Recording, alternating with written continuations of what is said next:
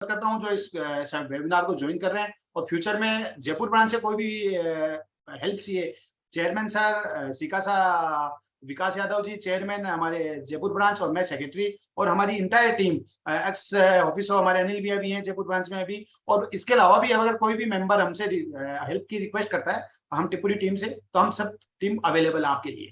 Thank you Vikas. Thank you so much sir. अब मैं इसी कड़ी में विष्णु जी से रिक्वेस्ट करूंगा सर एड्रेस करें आप भी। विष्णु सर। थैंक यू विकास। सबसे पहले मैं धन्यवाद देना चाहूँगा YWCA का कि उन्होंने हम लोगों को इनवाइट किया इस आज के वेबिनार के अंदर। और इसके जो फाउंडर्स हैं विकास यादव जी और प्रियंका बजाज जी, उनको बहुत बहुत बधाई कि उन्होंने इस टॉपिक के ऊपर एक वेबिनार रखा, क्योंकि थ्योरेटिकली हम लोग बहुत सारी चीज़ें पढ़ रहे हैं, समझ रहे हैं, बहुत सारे व्हाट्सएप पे मेल पे बहुत सारे सर्कुलर्स और टूल्स सब चीज़ें आ रही हैं, बट वो कैसे यूज़ करना है, कब यूज़ करना है, क्योंकि लिमिटेड टाइम दिया गया है हमें। तो 2 दिन से हम देख रहे हैं कि बैंक ऑफ इंडिया या कुछ बैंकों ने ऐसा कहा है कि भाई आपको एक डेडलाइन दी है, उसमें आपको खत्म करना है।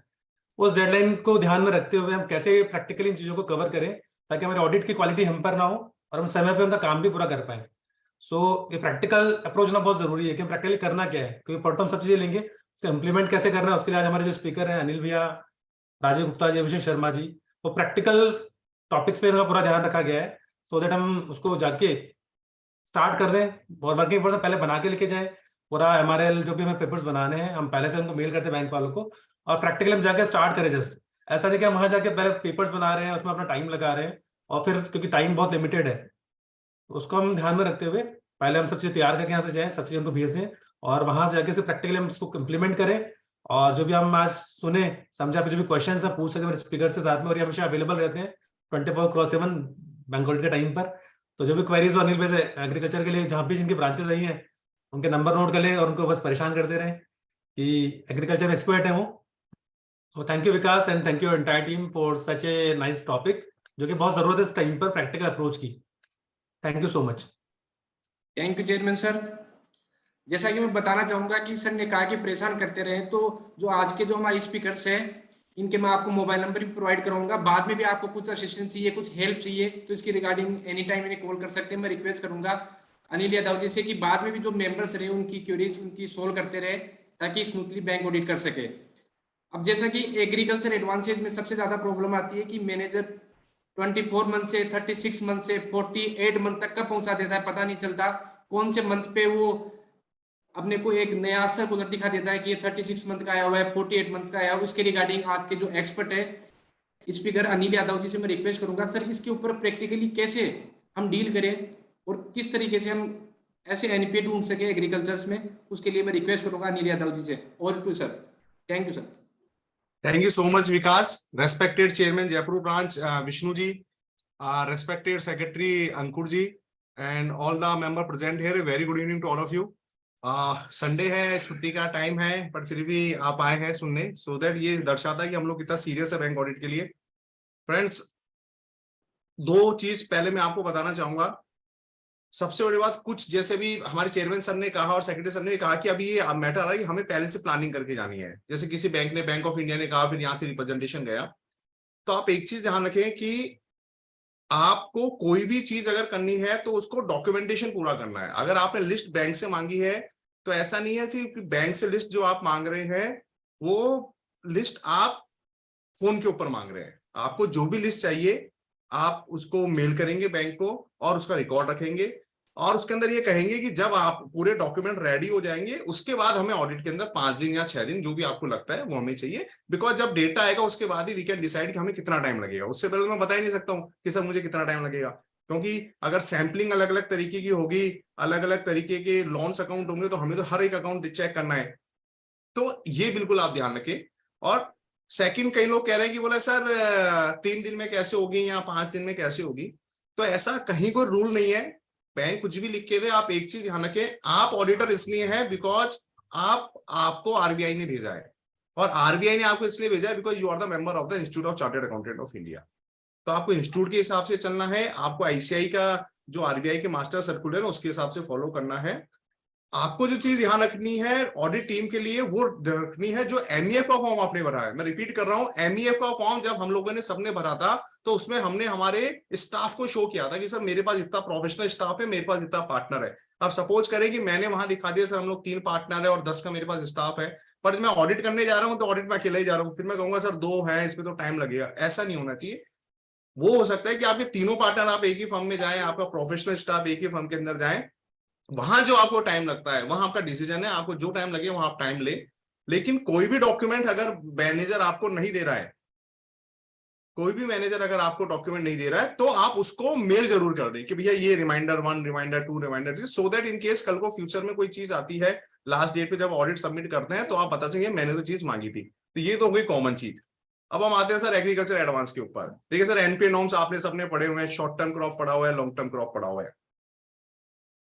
अब कोई भी लोन हो, चाहे एग्रीकल्चर लोन हो, चाहे आपका ओडी हो, चाहे सीसी हो, चाहे हाउसिंग लोन हो, किसी भी लोन की ऑडिट करने से, अच्छा पहले तो मैं कहूंगा बोला सर हम ऑडिट स्टार्ट कैसे करें, जैसे विकास जी ने कहा बोला सर आप ये करना कि हम जैसे सपोज करें आप बैंक के अंदर पहुंच गए, कुछ हमारे फ्रेशर भी है, मेरे पास कॉल आ रहे हैं सर एज ए फ्रेशर हम लोग जा रहे हैं, फ्रेशर जाएंगे तो ऑडिट कैसे स्टार्ट करें। देखिए आप किसी भी बैंक के अंदर जब ऑडिट करने जाएंगे एज ए फ्रेशर तो आप वहां पे एक SMA अकाउंट होते हैं, SMA 0, SMA 1 और SMA 2। SMA होते हैं PNPA, उनको भी आप कई जगह उसको PNPA भी बोलते हैं, प्रोबेबली NPA, कि ये NPA होने की तरफ अग्रसर है, कि ये कभी भी NPA हो सकते हैं। SMA 0 मतलब ये ओवरड्यू हो गए हैं 0 से 30 दिन के बीच में।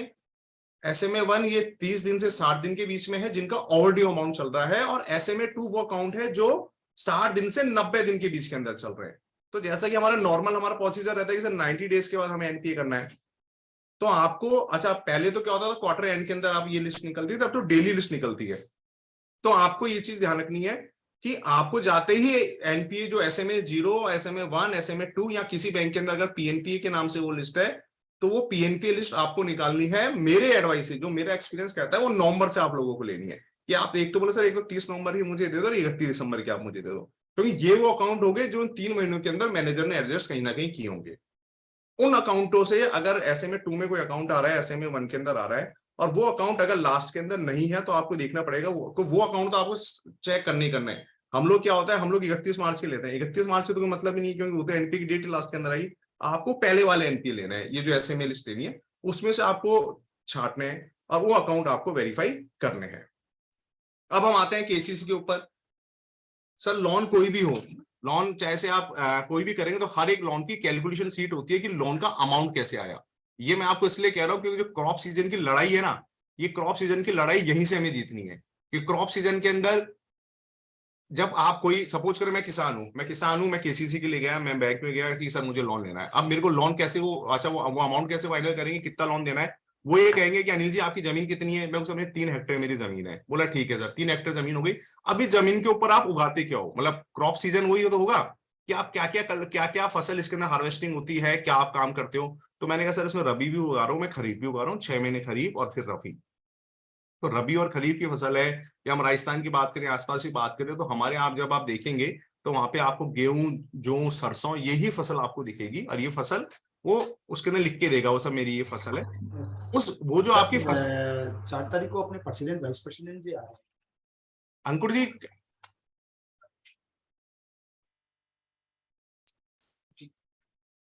तो आपका हम थे खरीफ, तो वो जो कैलकुलेशन हुई जब मैं गया, मैं लोन लेने गया, आपको क्योंकि आपको चेक करना है शुरू से। हम लोग क्या करते हैं, हम लोग चेक करते हैं पीछे से कि हाँ सर इसका पैसा नहीं आया। आप शुरू से चेक करें कि आप सपोज करें कि आप जब जाएंगे तो कोई भी, जब मैं एज ए किसान जाऊंगा, पर आपको पहले सिस्टम समझना पड़ेगा कि लोन कैसे फाइनेंस हो रहा है। NPA उसके बाद आएंगे, उसके बाद हम डिस्कस कर सकते हैं। अगर हम पहले ही बोलेंगे हम पहले NPA में डिस्कस करें सर, वो नहीं होगा, भी नहीं होगा। जब हम GD के ऊपर बैठेंगे, जब GM आपके पास कॉल करता है, आपके प्रेशर आएंगे, तो वहां आपको डिस्कस करना पड़ेगा।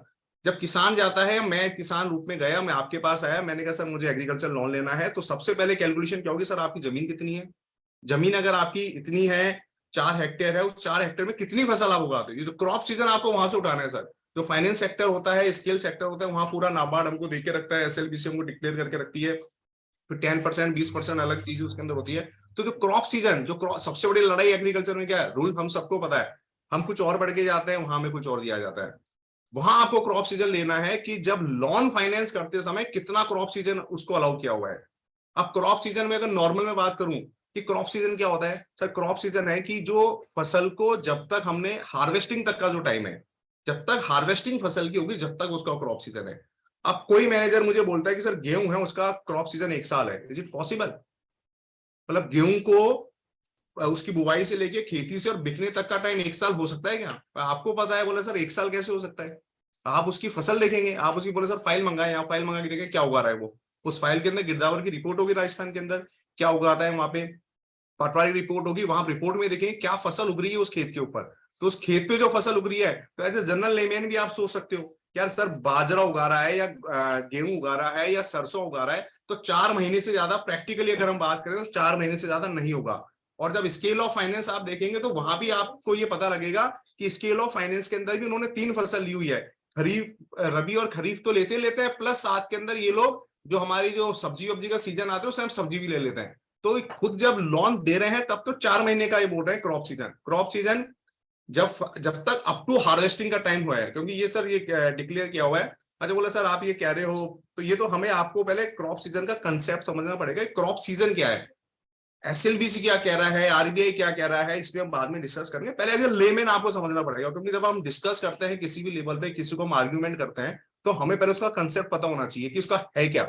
तो पहले हम ये समझे क्रॉप सीजन क्या है। क्रॉप सीजन मतलब जो आरबीआई ने कहा है, आरबीआई ने बिल्कुल साफ कहा है, हार्वेस्टिंग अप टू हार्वेस्टिंग, कि कोई भी क्रॉप होगी और उसका जो हार्वेस्टिंग तक का टाइम होगा वो ही क्रॉप सीजन माना जाएगा।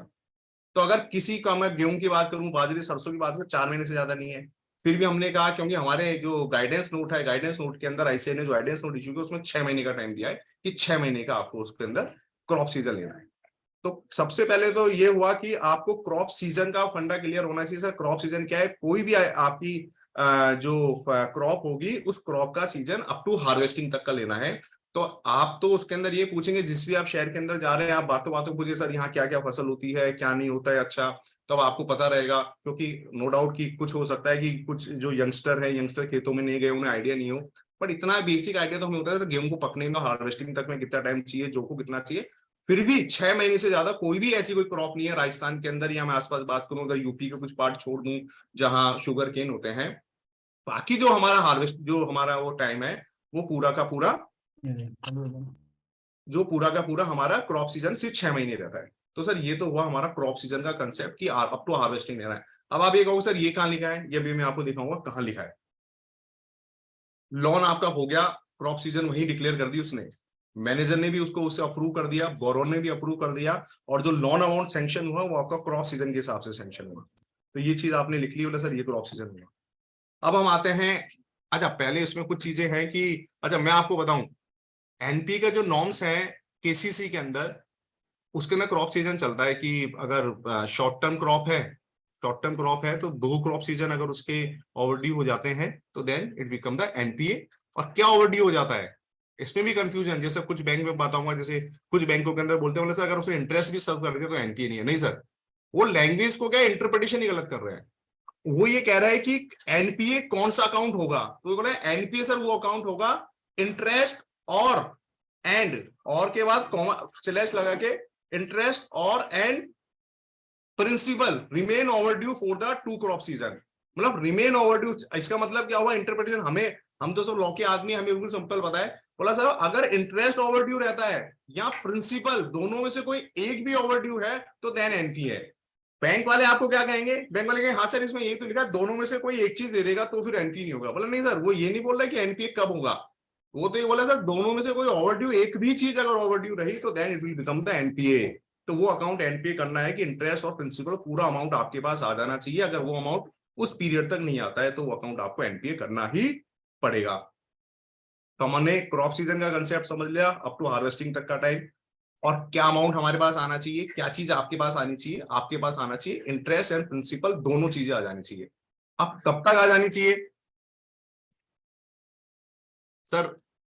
जो सर्कुलर है, मास्टर सर्कुलर, ये बोलता है कि शॉर्ट टर्म के अंदर तो 2 क्रॉप सीजन है, कि 2 क्रॉप सीजन तक अगर उसका अमाउंट नहीं आता है ड्यू डेट के बाद तक तो then it will become NPA. और लॉन्ग टर्म के अंदर कितना है, 1 सीजन है। यहाँ अगर एक ही फसल है, मोनोक्रॉप है, तो मोनोक्रॉप के अंदर भी सेम लॉन्ग टर्म का वो लगेगा कि मोनोक्रॉप है तो मोनोक्रॉप के अंदर भी आपको टाइम, क्योंकि आपको कंसेप्ट समझना है, आपको ये नहीं समझना है कि सर वो महीने है कट ऑफ डेट बता दो। अगर आप इस तरह पढ़ के जाएंगे या इस तरह डिस्कस करेंगे ना मैनेजर से, तो ऐसे सर्कुलर दिखाएगा आपको समझ भी नहीं आएगा, फिर हमें ये लगता है कि हाँ यार ये कह रहा है तो फिर ठीक होगा। तो आप ये मान के चलें कि आपको वो सर्कुलर तो पढ़ना ही नहीं है। क्रॉप सीजन, अब हम आते हैं सर शॉर्ट टर्म, कि शॉर्ट टर्म क्रॉप सीजन क्या होगा। अब सपोज करें कि 1 अप्रैल 2021, 1 अप्रैल 2021 को कोई क्रॉप सीजन स्टार्ट हुआ और उसका क्रॉप सीजन कब तक रहेगा, 6 महीने रहेगा। तो 1 अप्रैल 2021 से कोई अगर क्रॉप सीजन स्टार्ट हो रहा है तो अप्रैल, मई, जून, जुलाई, अगस्त और सितंबर, मतलब 6 महीने, 6 महीने तक का। अच्छा ये मैं कह रहा हूं कि जो उसकी स्केल ऑफ, अच्छा आरबीआई जो कहता है, आरबीआई कहता है एसएलबीसी डिसाइड करेगा क्रॉप सीजन को ना, नोटबल से ठीक है एसएलबीसी कर लेगा, बट एसएलबीसी दो चीज डिसाइड नहीं कर सकता कि एक जब लोन दे रहे हैं तब तो अलग अमाउंट कह रहा है, कि जब वो लोन बांट रहा है बोरोवर को, कि जब तो कह रहा है कि 2 क्रॉप सीजन है, 3 क्रॉप सीजन है, और जब लोन ले रहा है तब कह रहा है 1 साल का क्रॉप सीजन है। डिस्प्यूट तो होंगे उसमें, पहले एक बार इसको सिस्टम को समझ लेते हैं पूरा।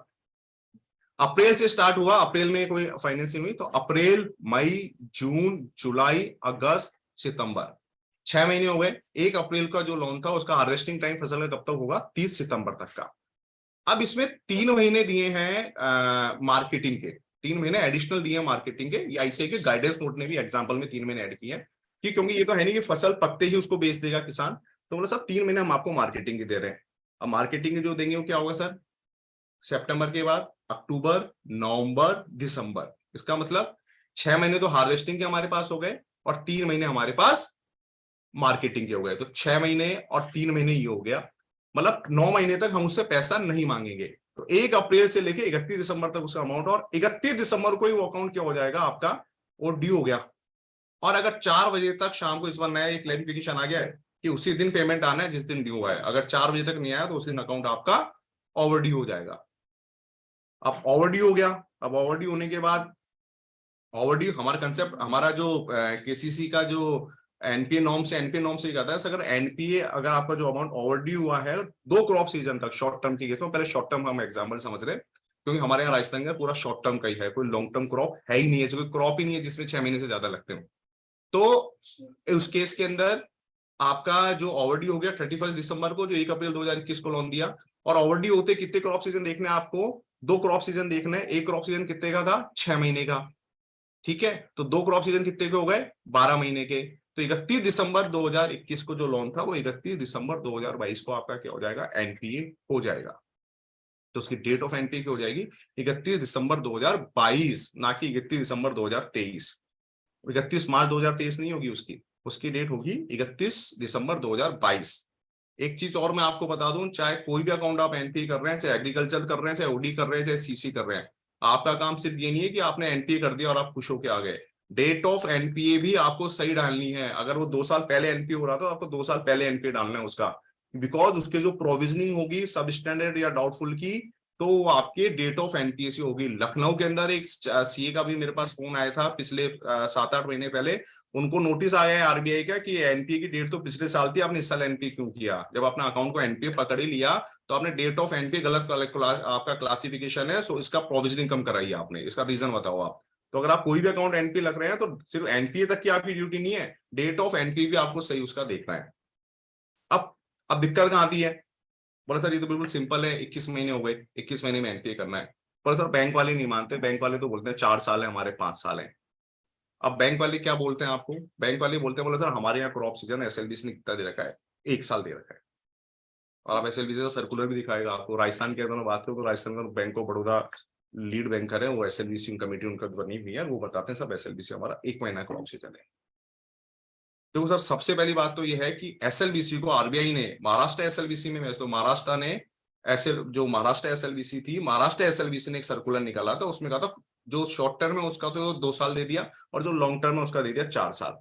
फिर उसके ऊपर, और ये मैं आपको बता रहा हूँ, जो हमारा गाइडेंस नोट है आईसीआई का, आईसीआई के गाइडेंस नोट में भी लिखा हुआ है, क्लैरिफिकेशन निकाला था आरबीआई ने महाराष्ट्र एसएलबीसी के ऊपर, और उसमें साफ कहा था, मैं अगर आपको एक बार दिखाता भी हूं, अगर वैसे आप क्या है गाइडेंस नोट पढ़े सर, गाइडेंस नोट में सब चीज लिखी हुई है। एक बार मैं स्क्रीन शेयर करके आपको दिखाता हूँ, एक बार रुकिए।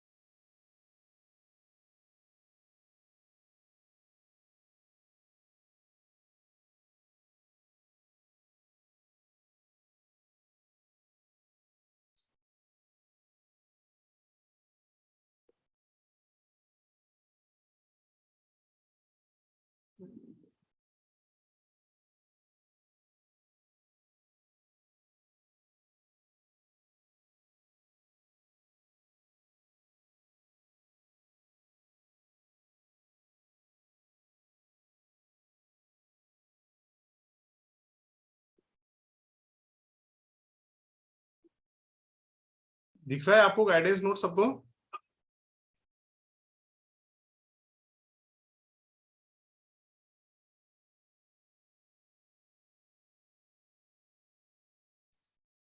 नहीं सर, 1 मिनट सर, नहीं दिख रहा है? शेयर स्क्रीन करना पड़ेगा सर। अच्छा, मेरा क्या डीसा पास नहीं हुआ ना, मुझे पता नहीं।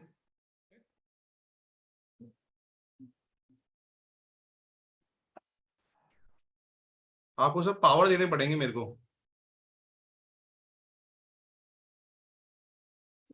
मैं डिसेबल बता रहा है विकास जी। यस सर, मैंने आपको होस्ट बना दिया सर, अब आ गया होगा। अच्छा आ गया, ठीक है।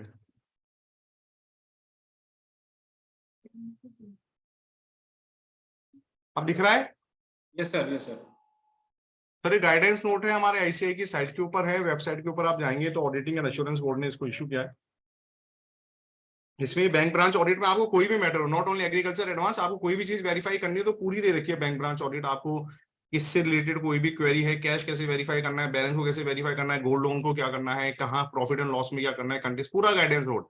और आपको ऑडिट गाइडेंस नोट के हिसाब से करनी है, बिकॉज जो सीएसए है कई बैंकों को सर्टिफिकेट लेते हैं आपसे कि you have done your audit as per the guidance note and the master circular RBI. कोई भी सीएसए या कहीं भी आपको नहीं लिखा है कि आपने उस बैंक के हिसाब से आपने ऑडिट करी है। और आपको ऑडिट भी आपको इंटरनल सर्कुलर जो क्लोजिंग के लिए होता है, और इंटरनल सर्कुलर बैंक की पॉलिसी एक जगह काम होती है कि वो जो उसका अमाउंट आता है किसी भी केस में, तो उसको कैसे पहले इंटरेस्ट में डालना है, पहले प्रिंसिपल में डालना है, सिर्फ वहां उनके इंटरनल सर्कुलर काम आता है अकाउंटिंग के और क्लोजिंग एंट्री के। अदरवाइज पूरी जगह आपको बैंक की मास्टर सर्कुलर देखना है। और एग्रीकल्चर एडवांस में आप ये देखेंगे तो ये चैप्टर 10 है, आप चैप्टर 10 देख लेंगे एग्रीकल्चर एडवांस से, पेज नंबर 317 से 342।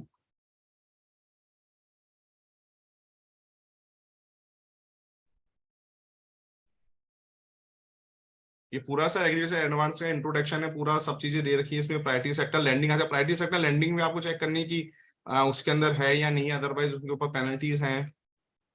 ये आप उसको पढ़ के जरूर लेना सर, इसमें कुछ चीजें मैं सिर्फ एनपीए मुझे कहा था सर एनपीए आपको कवर करना है।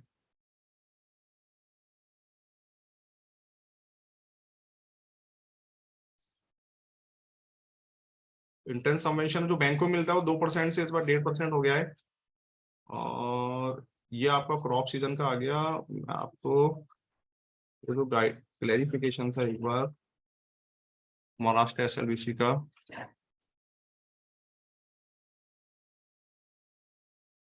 एक दिन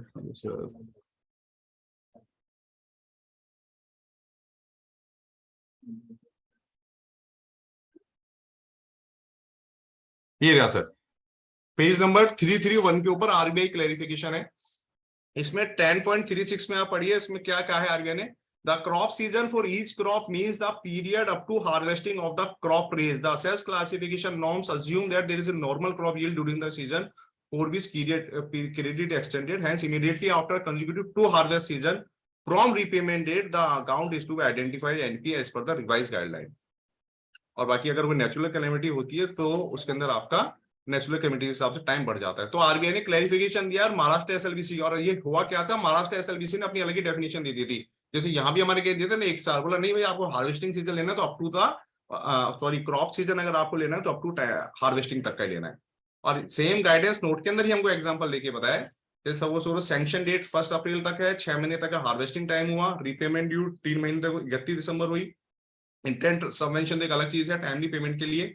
डेट ऑफ इलिजिबिलिटी अगर 31 दिसंबर तक पेमेंट नहीं आया, पहले बैंक वाले कहते हैं सर अगले दिन, इस बार बिल्कुल उसने आरबीआई ने कह दिया उसी डेट पे है, बिकॉज 4 बजे तक जिस दिन भी आपका सिस्टम डाउन हुआ है, जब तक कैश अगर उसका नहीं आया उस दिन तक, तो उसी दिन वो ओवरड्यू हो जाएगा अकाउंट।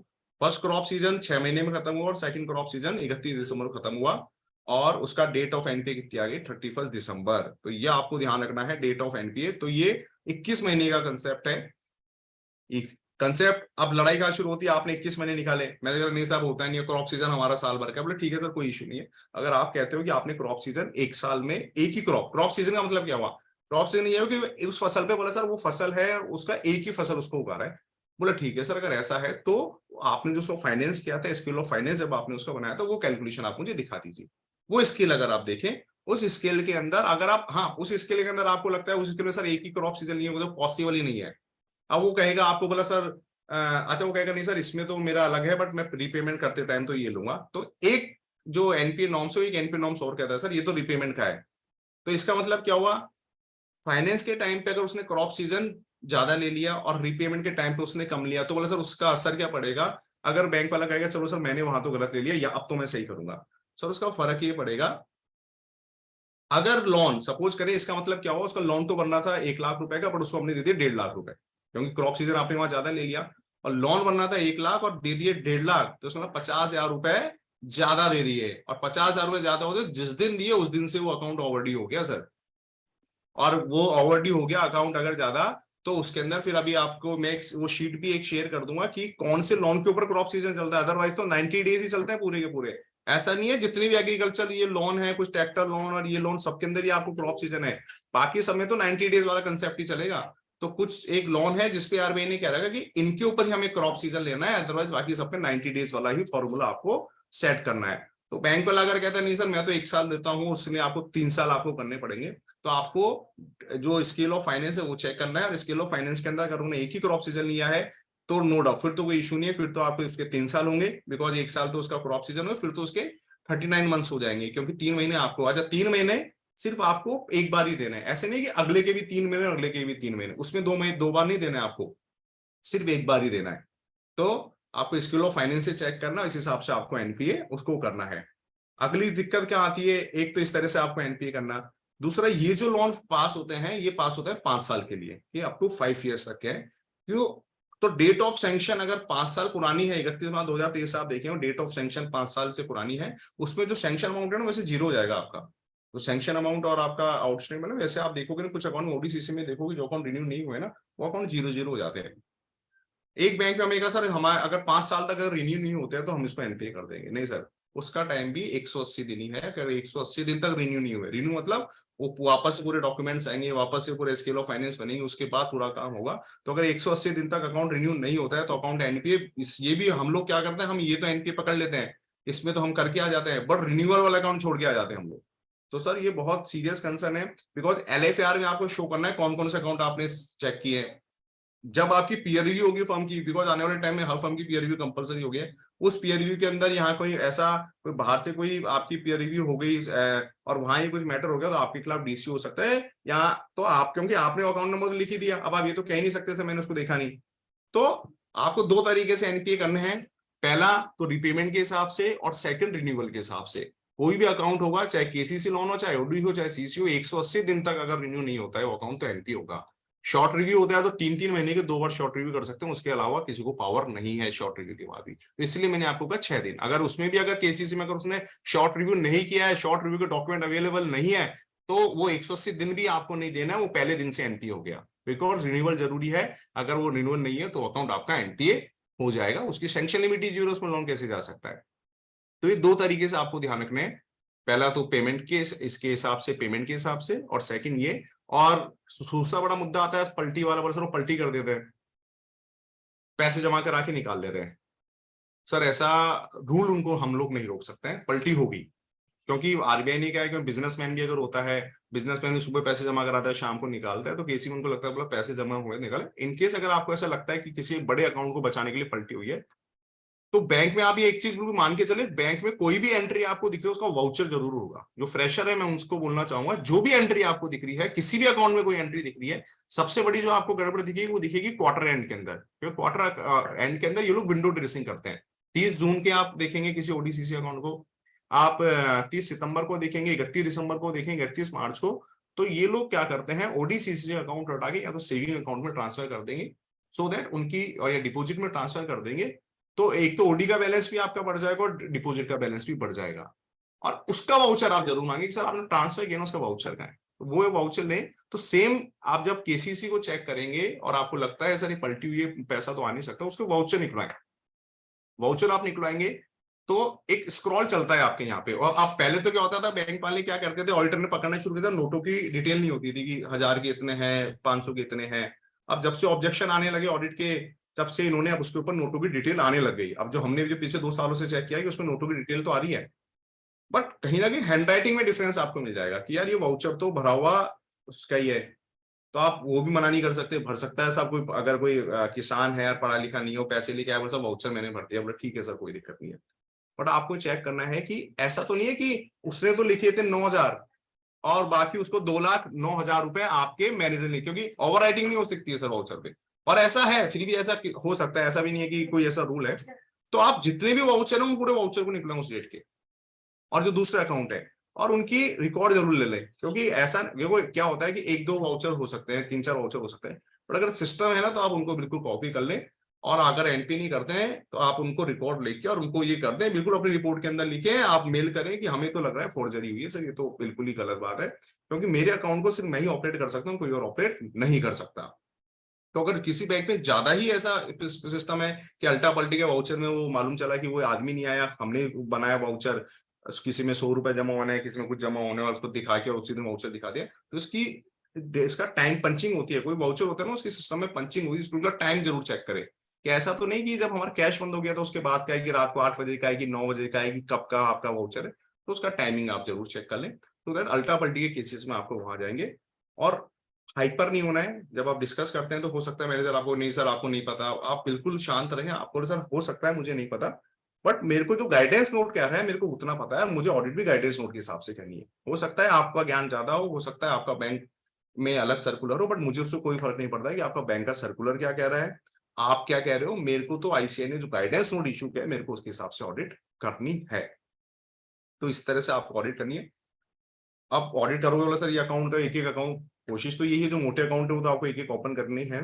और इसका भी एक फॉर्मूला है, एक्सेल के अंदर आप जब कन्वर्ट करा देंगे, आप पूरी की पूरी आपकी एक्सेल की शीट बन जाएगी, क्योंकि इतने सारे किसी अकाउंट होंगे, पूरे अकाउंट तो पॉसिबल है नहीं चेक करना। जब आप पूरे अकाउंट एक्सेल के अंदर ले आएंगे, तो एक्सेल में लेने के बाद आपको सिंपल सा फॉर्मूला लगाना है कि आपका जो प्रिंसिपल अमाउंट होगा, और सपोज करें आप 21 महीने की जगह आप एक बार 24 महीने ले रहे हो, सर चलो 24 महीने ले लेते हैं कट ऑफ के लिए। अच्छा बोला, फिर आप बोलोगे सर अभी तो आप कह रहे थे कि एनपीए की डेट वो गलत नहीं लेनी है। सर एनपीए की डेट में उसमें हल्का सा फर्क यहाँ नहीं पड़ेगा, क्योंकि प्रोविजनिंग दोनों के अंदर एक ही होनी है। तो आपने अगर 24 महीने ले ली, तो अब क्या होगा, प्रिंसिपल जो आपका लोन सैंक्शन था वो अमाउंट प्लस 2 साल का इंटरेस्ट उसके ऊपर, कि सपोज करें 2 लाख था, 7% रेट ऑफ इंटरेस्ट लगनी है, तो 2 साल का ब्याज प्लस सैंक्शन अमाउंट का एक फॉर्मूला लगा लें। ये आपका टोटल अमाउंट हो गया कि इतना ही, इससे ज्यादा आउटस्टैंडिंग नहीं रहना चाहिए। आप इसको, इस अमाउंट को लेस करें आउटस्टैंडिंग अमाउंट में से। मैं रिपीट कर रहा हूं, सैंक्शन अमाउंट जो है आपका, सपोज करें 1 लाख रुपए को सैंक्शन किया था, प्लस उसके अंदर 2 साल का इंटरेस्ट होगा, क्योंकि मैं 24 महीने लेके चल रहा हूँ, 2 साल का आपका इंटरेस्ट हो गया, 2 साल का इंटरेस्ट आप उसके अंदर ऐड करें, अब प्लस उसमें से फिर माइनस करें आउटस्टैंडिंग बैलेंस कितना है। तो आउटस्टैंडिंग बैलेंस में जो माइनस में अमाउंट होएगा ना, कि सपोज करो वो अमाउंट प्रिंसिपल प्लस इंटरेस्ट तो जुड़ के हो रहा है 1,30,000 रुपए, और आउटस्टैंडिंग हो रहा है 1,35,000 रुपए। इसका मतलब इसमें 2 साल से ज्यादा का इंटरेस्ट पेंडिंग है। तो ये सिर्फ एक फॉर्मूला है, इसमें कुछ अकाउंट हो सकता है कि बोला नहीं सर इसमें तो ठीक है, ऐसा नहीं कि 100% ही एनपी होंगे, बट एक आपको आइडिया रहेगा कि ये अकाउंट मुझे चेक करने, इसमें ऐसा क्यों आ रहा है नेगेटिव।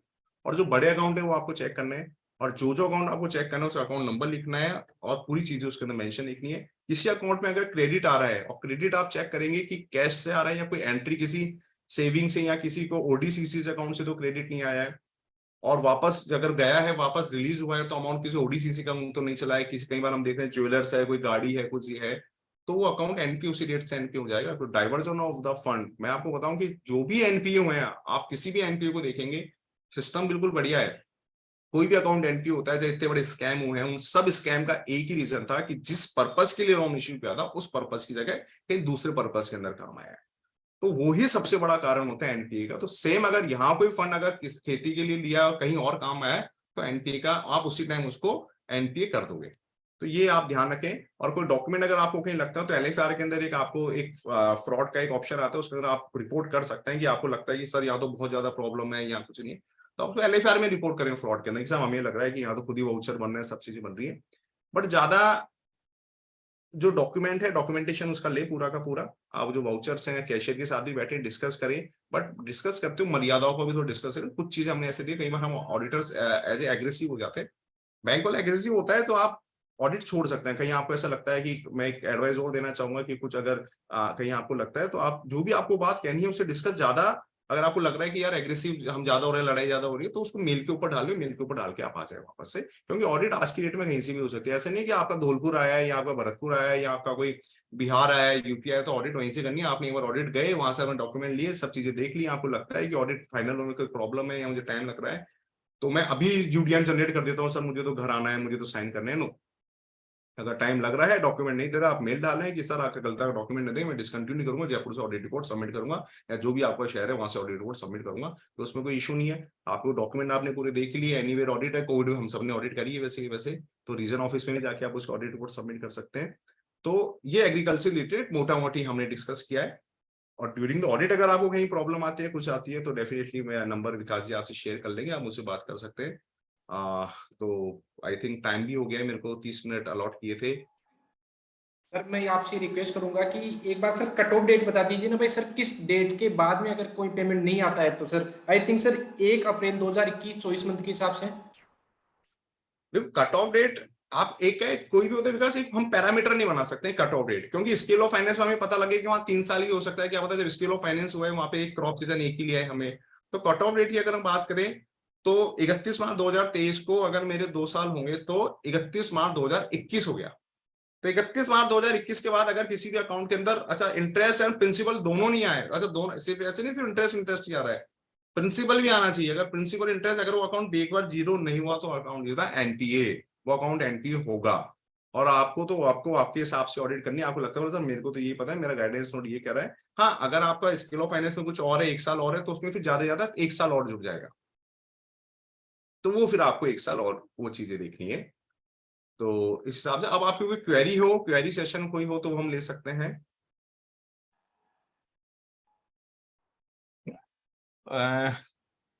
लार्जर एडवांस अकाउंट अभी राजीव जी आ रहे हैं सर, राजीव जी, अरविंद जी वैसे वॉइस तो आ गई है। Criteria should be consider account wise और बोरोवर वाइज, मतलब ये सर आपको किस संतोष जी किस उसमें पूछ रहे हैं आप, मतलब मैं समझ नहीं पाया आपका क्वेश्चन किस से रिलेटेड है। और किसी की क्वेरी हो या किसी को हैंड रेज करके कोई क्वेरी पूछनी हो तो गाजी देख लीजिए, किसी की क्वेरी हो तो आप पूछ ले। कंफ्यूजन आ रखे सर, हम लोग फैमिली के अंदर बैठे हैं, हमारा ऐसा कुछ नहीं है कि आपको लग रहा है कि सर मैं तो 6 साल से ऑडिट कर रहा हूँ, मैं 7 साल से ऑडिट कर रहा हूँ, ऐसे ऑडिट कर रहे हैं, तो कोई इशू नहीं। कहीं कोई आपको, और फिर भी आपको ड्यूरिंग द ऑडिट भी कहीं आपको प्रॉब्लम आती है, ड्यूरिंग द ऑडिट भी अगर आपको ऐसा लगता है कि सर ये जो है, तो आप मुझे कभी भी फोन कर सकते हैं। मेरे फोन नंबर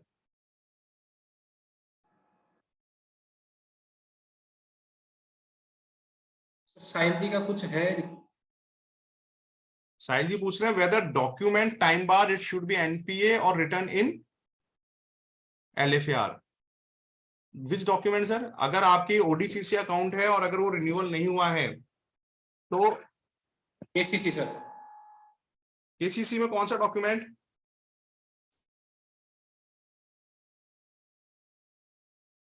मैं केसीसी में डॉक्यूमेंट तो लोन डॉक्यूमेंट टाइम बार हो गया तो सिक्योर ही नहीं हो सकता, लोन या कागज सिक्योर नहीं हो, देन आप उसको बिल्कुल एनपीए के अंदर कर सकते हैं। लोन डॉक्यूमेंट आपका हो गया, लोन, अच्छा लोन डॉक्यूमेंट एक चीज आपको और ध्यान रखनी है, जितने भी loan document not only KCC बाकी डॉक्यूमेंट आप देखेंगे तो पूरे उस फिल होने चाहिए वो डॉक्यूमेंट। हमारे कई बार होता है ये बैलेंस कंफर्मेशन होता है, कई चीजें हम देखते हैं तो बिल्कुल ब्लैंक होती है, ब्लैंक के ऊपर साइन रहता है, सर वो आरबीआई ने बिल्कुल बंद कर दिया है। और उसके अंदर आपको ये पता सैंक्शन लेटर भी सबके पास नहीं होनी चाहिए, उसमें रेट ऑफ इंटरेस्ट और कैसे उसकी अमोर्टाइजेशन शेड्यूल पूरी डिक्लेयर होनी चाहिए, उसकी लास्ट डेट जा चुकी है। और इस बार तो आपको ऑडिट के अंदर इतनी सारी आपको 2 साल से जो अकाउंट एनपीए नहीं हुए थे, जो कहीं ना कहीं कोविड के अंदर प्रॉब्लम हो गई थी, कोविड जो 10% 20% ये जो सब अमाउंट दिया गया था बिना उसके, और जिसके रिपेमेंट अब स्टार्ट हुए थे, तो उनके रिपेमेंट स्टार्ट हो गए हैं सबके, तो वो अकाउंट आपको चेक करना है पूरे के पूरे। तो उन अकाउंटों के अंदर बड़ी कहीं वो प्रेशर के अंदर है पूरे अकाउंट। अब पिछले 2 सालों से तो चलो ठीक है, लोन के ऊपर लोन मिल गया तो वो तो गाइडलाइन आई थी ऊपर से, हम कुछ कर नहीं सकते, बट इस बार आपको केसीसी के साथ साथ जो ओडीसीसी वाले अकाउंट है वो भी आपको पूरे चेक करने हैं। राजीव जी आगे क्या? राजीव जी आ रहे हैं सर, 2 मिनट में उनका ज्वाइन नहीं हो रहा, थोड़ा सा नेट इश्यू आ रहा है। सर विवेक जी का एक और क्वेरी है कि ये जो एग्रीकल्चर के रिन्यूअल की रिगार्डिंग सर सीसीओडी की तरह रहेगा या 5 साल से sir? Same sir, same renewal आपको पूरे डॉक्यूमेंट आएंगे, वापस अकाउंट रिन्यूअल होगा। बट ये होता है ओडीसीसी में तो हम 1 साल के लिए हम लोन को सैंक्शन करते हैं, 1 साल बाद रिन्यूअल ड्यू होता है, बट एग्रीकल्चर लोन 5 साल के लिए होते हैं, वो 5 साल के लिए ड्यू होगा रिन्यूअल के लिए। सिर्फ एक डिफरेंस है, उसका पीरियड 1 साल का रहता है ओडीसीसी का, और जो एग्रीकल्चर लोन का है उसका हमारा 5 साल का रहता है। बट कुछ बैंकों के अंदर कहता था 5 साल और वेट करेंगे हम, ऐसा नहीं है, बोले जिस दिन आपका रिन्यूअल नहीं हुआ उसके 180 दिन के अंदर रिन्यूअल नहीं हुआ तो देन अकाउंट होता है एनपीए। बैंक वाला कहेगा नहीं सर हमारा तो देखो, वो आपको सर्कुलर लेकर दिखाएगा, सर हमारा तो सर्कुलर है, ये हमारे सर्कुलर में तो ये लिखा हुआ है, मतलब सर्कुलर लिखा होगा बट हमारी गाइडेंस नोट के हिसाब से, हमारे रूल के हिसाब से।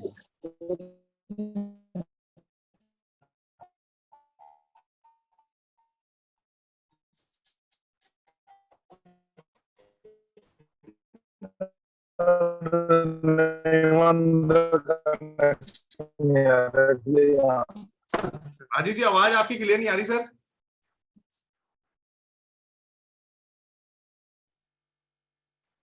यस सर, ये दीपक जी की कुछ रिक्वेस्ट है सर, एक बार सर देखना। हाँ अनिल जी नमस्कार। सर नमस्कार, welcome sir, welcome Rajiv ji, welcome Anil ji नमस्कार। Sir, welcome sir. आई आए sir, what to be a good audit procedure, first time audit, how to start. Sir start जैसे मैंने कहा कि सबसे पहले तो आप जो ऑडिट है सर नमस्कार सर, वो ब्रांच में था मथुरा, लेकिन वहाँ कुछ नेट की प्रॉब्लम आ रही है, तो मैं कार में आ सकता हूँ। आप एक बार एग्जिट करके फिर ज्वाइन करें राजीव जी। तो सर आप फर्स्ट टाइम अगर ऑडिट करने जाएंगे तो सबसे पहले देखो, हम कोई नॉट ओनली बैंक ऑडिट, हम कोई भी ऑडिट करने जाएंगे तो सबसे पहले उसका, हम जो ऑडिटी है उसका बिजनेस समझेंगे कि आपका बिजनेस क्या है। तो बैंक का बिजनेस क्या है, बैंक का बिजनेस लोन होगा, तो आप ये पूछोगे सर कौन से लोन है आपके पास में, आपके पास केसीसी ज्यादा है, गोल्ड लोन ज्यादा है, आपके पास ओडीसीसी अकाउंट ज्यादा है। तो आपने उससे लिस्ट मांग ली, वो लिस्ट हम आपसे अभी शेयर कर देंगे, पूरी पूरी जो भी रजिस्टर्ड है उसमें आपको क्या क्या डॉक्यूमेंट आपको चेक करने हैं। क्योंकि एक तो एलएफआर बहुत ही टिपिकल है, एलएफआर आप लोग ये ना करें कि एलएफआर सबसे लास्ट में बनना स्टार्ट करें, पहले दिन से आपको एलएफआर के ऊपर लग जाना है, तब जाके एलएफआर आपकी 3 दिन में जाके खत्म होगी। अदरवाइज अगर आपने सोचा कि जो फर्स्ट टाइम जा रहे हैं कि सर एलएफआर तो हमने सुना है बाद में, पहले यस नो चल जाता था, पिछले ऑर्डर का ही चल जाता, कॉपी पेस्ट, अब ऐसा नहीं है, बिल्कुल आपको टाइमली बनना है।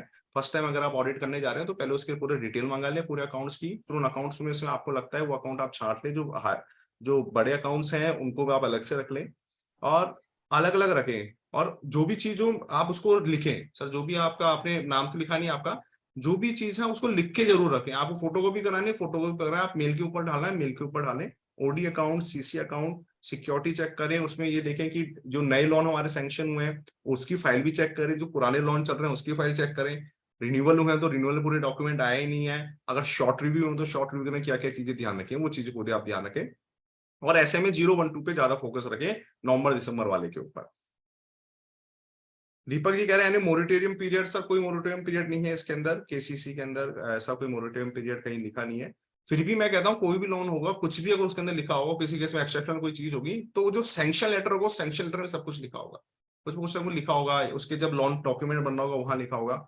मोरिटोरियम पीरियड नहीं है इसके अंदर, केसीसी के अंदर। केसीसी के अंदर वही क्रॉप सीजन होता है। अच्छा, क्रॉप सीजन के अंदर एक चीज और है, ये अगर आप और इसके अंदर डीप के अंदर जाएंगे तो और भी नीचे जा सकता है केसीसी, 21 महीने से नीचे भी, क्योंकि हमारे यहाँ सीजन है अप्रैल से लेके सितंबर तक का। अगर किसी ने अगस्त के अंदर लोन लिया है उसी फसल के लिए तो अगस्त से ड्यू हो गया वो, तो ऐसा नहीं है कि उसके लिए 21 महीने, उसके 21 महीने तो हमको अप्रैल से स्टार्ट करने हैं, टेक्निकली तो वहां अप्रैल से स्टार्ट होंगे, बट आप तो एक कट ऑफ डेट लेके चले, आपके 21 महीने लेके चले। मिलन जी पूछ रहे sanction based on wrong documentation information and should be mistake as NP or just report in LFR, for example if they give moratorium for repayment under RBI scheme but not following term defined in such scheme। Sir अगर sanction ही गलत base के ऊपर हो गया और उसके अंदर आप कह रहे हो कि लोन अगर रिलीज हो गया उसके अंदर, क्योंकि क्या होता है 2 कंडीशन होती है आपकी मेरे जी, एक तो प्री डिस्बर्समेंट कंडीशन होगी, एक पोस्ट डिस्बर्समेंट वाली कंडीशन होगी। तो प्री डिस्बर्समेंट कंडीशन अगर फुलफिल नहीं हुई और उसके वो बिना कंडीशन कंप्लायंस करी लोन रिलीज हो गया तो उसी डेट को ओवरड्यू हो गया, वही एनपी आपको कर दोगे।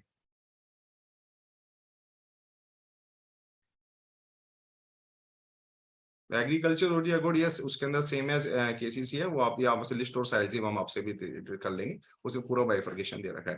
राजीव जी बिल्कुल स्वागत आपका, बिल्कुल आप दिख रहे हैं अब तो आप। सर नमस्कार सर, अनिल भाई साहब नमस्कार, विकास जी नमस्कार। विकास जी आप म्यूट पे हैं। नमस्कार सर। नमस्कार सर। सर वो मथुरा ब्रांच में मैं सुबह आगरा में था प्रेजेंटेशन में, था लेकिन मथुरा में कुछ नेट की प्रॉब्लम आ रही है, इसलिए मैं वापस कार में आके कहीं साइड में आ गया, तो वहाँ कुछ कैमरा लग गया शायद।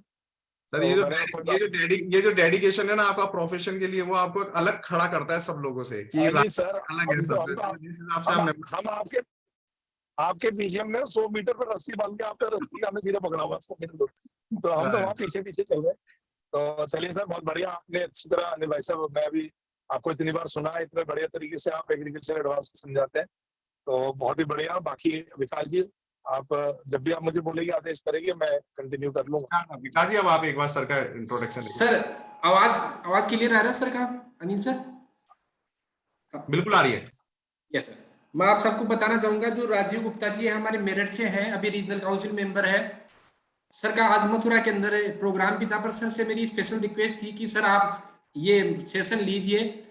तो सर ने कहा कि मेरा टाइम थोड़ा सा ऊपर नीचे करके, तो हमें प्रोग्राम भी थोड़ा सा ऊपर नीचे करना पड़ा, ताकि सर एड्रेस कर सके, सर बता सके आईआरसी जो नॉर्म्स है इसके प्रैक्टिकल इश्यूज क्या क्या है। अभी सर से बात हुई ज्वाइन के रिगार्डिंग, तो इनका सही मथुरा ब्रांच के अंदर चल नहीं रहा था, तो ये सही गाड़ी लेके वहां से निकले जहाँ से इनका नेटवर्क आया है। Sir thank you so much sir, invitation accept करने के लिए और आज के सेशन लेने के लिए सर। तो सर आप स्टार्ट कर सकते हैं सर सेशन, आज का जो आईआरसी नॉर्म्स और प्रैक्टिकल इश्यूज के ऊपर सर आपका। धन्यवाद। मैं सबसे पहले धन्यवाद करना चाहूंगा अपने आरसीएम, हमारे सिकासा चेयरमैन अनिल यादव जी का, मेरे अच्छे फ्रेंड, और विकास यादव जी जो कि खुद सिकासा चेयरमैन जयपुर ब्रांच है और YWCA के फाउंडर भी है, कि उन्होंने ये मुझे अपॉर्चुनिटी दी कि मैं मेंबर्स के सामने इंटरेक्ट हो सकूं वाया द वेबिनार। और मैं माफी मांगूंगा, मैं इस समय जो पीपीटी आपके साथ शेयर नहीं कर पाऊंगा, लेकिन पीपीटी PDF फॉर्मेट जो है वो आपको मैं विकास जी को दूंगा, और विकास जी से मेरी रिक्वेस्ट रहेगी वो सभी व्यूअर्स तक दे दें। इससे अलग भी अगर व्यूअर्स को डायरेक्टली रिक्वायरमेंट होगी तो मेरे फोन नंबर या अनिल जी के पास भी आप भेजिएगा तो आपको मिल जाएगी। कोई खास दिक्कत की बात नहीं है सर। आपको लगेगा पीपीटी नहीं है तो कैसे होगा, नहीं होगा, तो पॉइंट बड़े इजी है, क्योंकि बैंक ऑडिट का टाइम सबके पास बिल्कुल लास्ट टाइम है। आई थिंक काफी लोग कल से प्लानिंग कर रहे होंगे ऑडिट पे जाने की। तो देखिए, आईरैक जो है शुरू से ही हमारा एक ऐसा एरिया रहा है जिसको लेके हम कहीं ना कहीं जो चीजें देख रहे हैं। विकास जी, मैं ऑडिबल हूँ ना? Yes sir, yes sir. Audible sir, Audible. Right. तो सर देखिए, जो आईरैक की पोजीशन है income recognition assets classification norms, तो इसमें बहुत पहले तक 2015 का मास्टर सर्कुलर चलता था। 2021-22 में काफी चेंजेस आए, उसी को बेसिकली लेके हम आगे बढ़ेंगे, क्योंकि 22-23 में कोई ऐसा चेंज आईरैक में नहीं। हालांकि इन्होंने कंपाइल किया 22-23 के अंदर जो आईरैक का मास्टर सर्कुलर है वो 1 अप्रैल 2022 को इन्होंने कंसोलिडेट किया है। लेकिन मैं फिर भी जाना चाहूंगा पुराने वाले एरिया पर। पुराना एरिया जो हमारा कवर होता है, वो कवर क्या होता है उसके अंदर, कि जो हमारा आईरैक है, आप चाहे तो पहले एक बार पेज नोट कर ले, 1 अक्टूबर 2021, मैं मास्टर सर्कुलर आईरैक की बात कर रहा हूँ, जिसके आप पेज नंबर स्टार्टिंग से, वैसे तो पेज 77 उसमें टोटल है, लेकिन पेज नंबर 14 तक आपको हेल्प मिल जाएगी। 90% ऑफ द एडवांसेस आप पेज नंबर 14 तक कवर कर लेंगे। सर मैं इसलिए नहीं कह रहा कि आप उसको पढ़ के जाए, मैं इसलिए आपको बता रहा हूँ कि मेरे सोर्स क्या है। और अगर आप कभी बैंक मैनेजर के साथ आपकी कोई डिबेट होती है, कोई इशू क्रिएट होता है, तो बड़ी अजीब सी बात होती है कि सर हमने वेबिनार सुनी थी, सेमिनार किया था, अटेंड किया था, या पीपीटी हमारे पास है उसमें तो ऐसा बताया था। तो मैनेजर आपको कहीं ना कहीं उसमें काउंटर करेगा, क्योंकि जो भी हम ऑडिट कर रहे हैं वो आरबीआई के बिहाफ पे कर रहे हैं, आरबीआई के डॉक्यूमेंटेशन या शेड्यूल जो मास्टर सर्कुलर है, क्लैरिफिकेशन है, डायरेक्शन है, उनके हिसाब से हमें ऑडिट करना होगा। तो आप सबके लिए मैं इसलिए वो सोर्स लिखवा रहा हूँ। तो 1 अक्टूबर 2021 मास्टर सर्कुलर आईरैक का, और पेज वैसे टोटल 77 है, लेकिन उसके पेज नंबर 1 to 14 आप मार्क है। दूसरा, उसमें क्लैरिफिकेशन आई थी 12 नवंबर 2021 में। ये हार्डली 6 पेज का सर्कुलर है, 6 पेज को आप लिख सकते हैं या पढ़ सकते हैं, उसका प्रिंट आउट। उसके बाद फर्दर क्लैरिफिकेशन आई थी 15 फरवरी 2022 की है। तो अगर आप मेरे ध्यान से बात सुने तो 14 दूसरे सर्कुलर जो क्लैरिफिकेशन में, और आखिरी एक पेज आपका आता है 15 फरवरी, यानी कि टोटल 21 पेजेस आप अपने साथ रखे, सॉफ्ट में, हार्ड में, जैसा आपको उचित लगे। तो आप कल को कई बार कहीं आपको लगेगा कोई आईरैक के क्लासिफिकेशन को लेकर झगड़ा है, कोई बात है, तो आप उस मास्टर सर्कुलर और क्लैरिफिकेशन की मदद से उसे देख पाए। सर मोटा मोटी बातें जरा कर लेते हैं कि आईरैक में जो बातें ध्यान रखनी है। सभी को पता है जो बैंक एडवांस देते हैं, लोन देते हैं, ज्यादातर 2 मेजर कैटेगरी में डिवाइड है फंड बेस्ड जितने भी लोन है। पहला है आपका सीसीओडी, दूसरा आपका चलता है टर्म लोन। टर्म लोन के अंदर और सीसीओडी में क्या डिफरेंस है? जो टर्म लोन के अंदर ओवरड्यू का कंसेप्ट है वो 90 डेज ओवरड्यू है, तो ड्यू होने के बाद 90 दिन अगर पूरे हो जाए तो 90 डेज के बाद वो अकाउंट एंट्री होगा। चाहे वो इंटरेस्ट है, प्रिंसिपल है, ईएमआई है, जो भी ड्यू हुआ है, अगर वो 90 डेज में पेमेंट नहीं हुआ तो अकाउंट एनपीए मार्क कर दिया जाएगा। दूसरा आता है सर सीसीओडी में, जिसमें आउट ऑफ ऑर्डर चेक किया जाता है। आउट ऑफ ऑर्डर की 2 कैटेगरी है। पहला कैटेगरी क्या है कि अगर मान लीजिए कोई बैलेंस सीसीओडी का कंटिन्यूशनली 90 डेज से ओवर लिमिट चल रहा है, ओवर ड्रॉन चल रहा है, मतलब सपोज लिमिट 50 लाख की और 50 लाख से ऊपर बैलेंस चल रहा है, तो उस केस में वो अकाउंट आउट ऑफ ऑर्डर बोला जाता है। या दूसरा तरीका होता है, दूसरा क्राइटेरिया सुनिए, दूसरा क्राइटेरिया ये होता है, आपका जो अकाउंट है उसके अंदर अगर दूसरा हमारा क्राइटेरिया होता है कि जो अकाउंट है, 1 मिनट सर होल्ड कीजिएगा, एक बार चेक करो, वहां पर वो बोल रहे थे कुछ। वही यूँ कह रहे हैं कि अगर आपका 5-10 मिनट में काम वहीं नहीं मिट जाता है गाड़ी में तो ठीक है, नहीं तो उन्हें निकलना भी आप वहाँ पे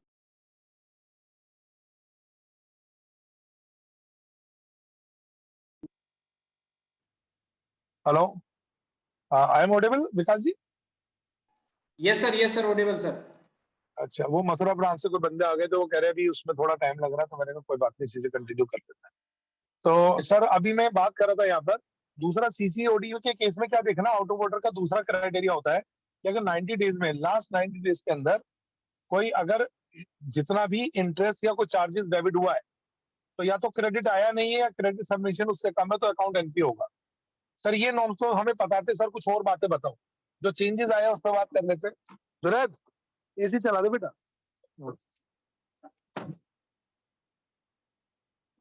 तो इसमें जो चेंजेस है जरा वो चेंजेस समझ ले।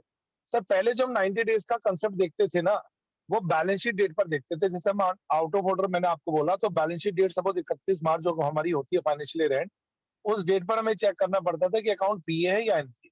लेकिन अभी 31 दिसंबर 2021 के बाद से, जब से ऑटोमेशन चला एनपी के अंदर, तब से डेली बेसिस पर एनपीए मार्किंग होगी। जैसे ही बैंक में डे एंड प्रोसेस चलेगा, सिस्टम एनपीए बताएगा कि आज किसी का 90 डेज ओवर ड्यू तो नहीं जा रहा है। और एक चीज और यहाँ पर क्लियर कर दूं कि सेम डे, मान लीजिए आपकी 31 मार्च को कोई इंस्टॉलमेंट ड्यू हो गई, तो या उस दिन 90 डेज पूरे हो रहे हैं, तो पहले बैंक का कहना था कि आज तो 90 डेज है, कल 91 1 अप्रैल को होगा, इसलिए अकाउंट कल से ओवर ड्यू माना जाएगा।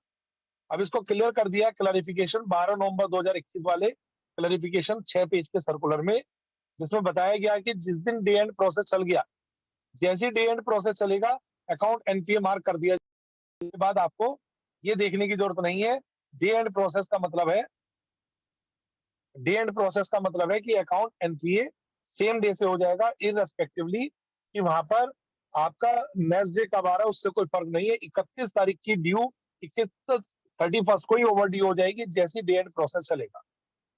मैं जो दूसरा मेजर चेंज बताने जा रहा था वो ये था यहाँ पर मेंबर्स कि 90 डेज को पहले हम बैलेंस शीट डेट पे चेक करते थे। देखो यहाँ पर हम प्रैक्टिकल क्या करते थे उस केस में, हम ये देखते थे कि अगर सीसीओडी अकाउंट है तो हम बोलते थे कि भाई मैनेजर साहब एक काम करो, सिस्टम से आप जरा चेक करवाओ, कोई अकाउंट दिखाइए, हम देखना चाहते हैं कि उसमें क्रेडिट आया है या कितना, या लगातार बैलेंस ऊपर जा रहा है।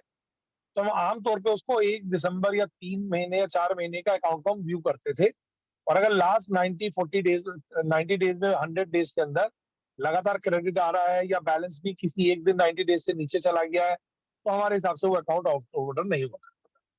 अब ये चेंज कर दिया गया, और चेंज प्रोसेस ये है कि जो एनपीए मार्किंग है वो डेली बेसिस पर है, हर डे एंड प्रोसेस पर है। तो 90 डेज है ना, कंटिन्यूएशन प्रोसेस में देखना। इसका क्या मतलब हुआ? इसका मतलब ये हुआ कि बढ़िया एग्जाम्पल आपके साथ शेयर कर लेता हूँ कि अगर विकास जी, मैं चाहूंगा इसको आप जरूर आंसर करें मेरे साथ, क्योंकि मुझे लगेगा इंटरेक्ट हो रहा है यहाँ पर। सपोज कोई टर्म लोन है, कोई टर्म लोन है, और उस टर्म लोन का अप्रैल से लेके सितंबर तक वो अकाउंट परफेक्ट चल रहा था, उसमें इंस्टॉलमेंट ड्यू हो रही थी, टाइम पे पेमेंट आ रही थी। अब अक्टूबर की जो इंस्टॉलमेंट है, ईएमआई है, वो पेमेंट नहीं हो पाई, ठीक है सर। नवंबर की पेमेंट नहीं हो पाई, दिसंबर की पेमेंट नहीं हो पाई, यानी पार्टी ने 3 इंस्टॉलमेंट डिफॉल्ट कर दिया। जब जनवरी की इंस्टॉलमेंट ड्यू हुई तो उसने उसमें इतना पैसा जमा कर दिया कि उसके पिछले 3 महीने के पाप भी धुल गए, जनवरी की भी पेमेंट हो गई, अगला फरवरी ड्यू हुआ उसने वो भी पेमेंट कर दिया, मार्च ड्यू हुआ वो भी पेमेंट कर दिया। मैं आपसे जानना चाह रहा हूँ 31 मार्च को अकाउंट पीए होना चाहिए एनपीए? एज वो पर एनपीओ जनरल नॉलेज में आपसे एनपीओ होना चाहिए सर, क्योंकि वो जिस दिन 90 डेज उसके हुए थे उसी दिन एनपीओ जाना चाहिए था सर। वो नहीं हो जाना चाहिए था, बिल्कुल सही है, लेकिन उसने जनवरी में बहुत पैसा दे दिया। सर एनपीओ जाना चाहिए सर, आई थिंक। चलिए सर का ये कहना है, मैं थोड़ा सा इसमें ये रखूंगा, ये पीओ होगा या एनपीओ होगा पहले समझ लेते हैं। जब वो 90 डेज क्रॉस करा था वो एनपीए था, एनपीए होने का, लेकिन अपग्रेडेशन के रूल भी लगते हैं। अगर कोई अकाउंट एनपीए हो गया इसका मतलब ये नहीं है वो लाइफ टाइम एनपीए रहेगा। अगर वो कल को डिफॉल्ट रिमूव कर देता है, पैसे दे देता है, रिकवरी इतनी आ जाती है कि उसके सारी जो आउटस्टैंडिंग है वो क्लियर हो जाती है, तो अकाउंट बाहर हो जाता है। तो इसमें हमें दोनों रूल लगाने पड़ेंगे, पहले अकाउंट एनपीए होगा, फिर जो जनवरी में उसने पैसा दिया है और वो पैसा अगर सफिशिएंट ओवरड्यू वापस आ गया है तो अकाउंट एनपीए से बाहर हो जाएगा, अपग्रेड हो जाएगा। अपग्रेड रहते रहते उसने फरवरी मार्च की पेमेंट कर दी है, इसलिए अकाउंट स्टैंडर्ड होगा। लेकिन अपग्रेडेशन का एक रूल और है, अगर ये उसका सिंगल अकाउंट हुआ और उसने सारे पैसे दे रखे हैं, तब तो वो अकाउंट पीए है ही। बट मेरा क्वेश्चन इसके अंदर ये बनता है सर कि अगर सपोज उसने वहां पर जो पेमेंट करी है, ठीक है, उसके 2-3 टर्म लोन और थे, इस अकाउंट में तो ज्यादा डिफॉल्ट था, बाकी अकाउंट में 1 मंथ की इंस्टॉलमेंट ड्यू थी, और उसने सोचा 3 इंस्टॉलमेंट से पहले तो कुछ होना नहीं है, मंथली इंस्टॉलमेंट है, तो उसने सिर्फ एक अकाउंट में पैसे जमा करवाए, बाकी अकाउंट का पैसा नहीं जमा करवाया, तो वो अपग्रेड नहीं माना जाएगा। अपग्रेड सिर्फ तभी माना जाएगा जब जितने भी अकाउंट है, क्योंकि एनपीए जो होता है बोरोवर वाइज होता है, जितने भी उसके अकाउंट है वो सारे अकाउंट ही एनपीए होने जरूरी है, तभी वो एनपीए मार्किंग होगी, इससे पहले वो एनपीए मार्किंग नहीं होगी, इससे वो पहले एनपीए मार्किंग नहीं होगी। ठीक है सर, विकास सर मेरी बात समझ में आ रही है यहाँ पर? Yes sir, yes sir. चलिए, तो हमने एक पॉइंट क्लियर कर लिया आउट ऑफ ऑर्डर का, 90 डेज का, बाकी चीजों का 2-3 बातें हमने मुख्य तौर पे देखी कि जो 90 डेज के नॉर्म्स है वो बैलेंस शीट डेट पर नहीं देखना है, वो कंटिन्यूएशन प्रोसेस में देखना है।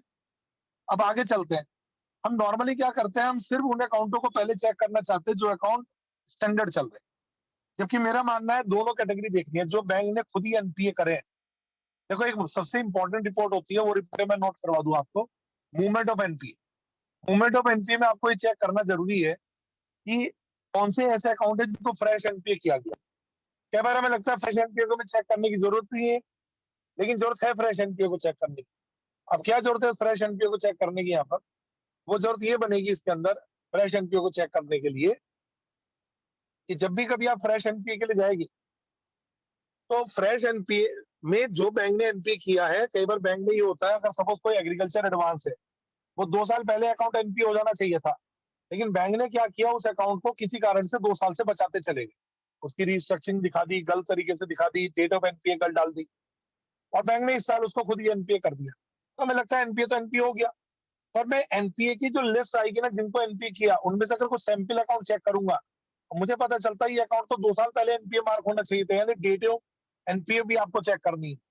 अगर बैंक ने 2022-23 में एनपीए डाली है, जबकि वो अकाउंट 18 या 19 या 19 या 20 में खराब था, तो उस केस में हमें उसको सीधा डाउटफुल में लेके जाना पड़ेगा, D1 D2 जो भी उसकी कैटेगरी आ रही है। एक और चीज, जो अकाउंट बैंक ने एनपीए किया उसमें इंटरेस्ट रिवर्सल सही से हुआ है नहीं हुआ है, इसको लेके भी लड़ाई है।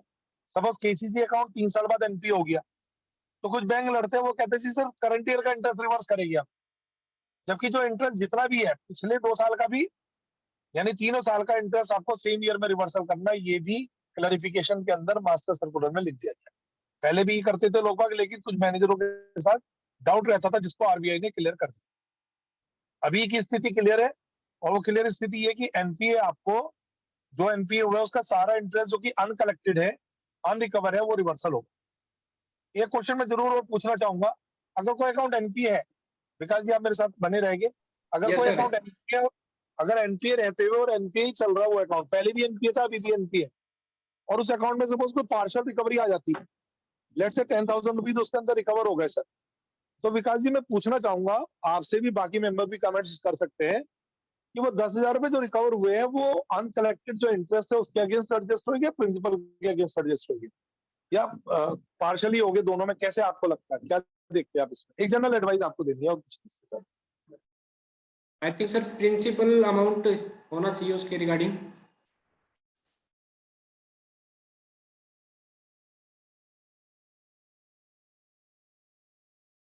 मोमेंट दिलवा दो बड़े।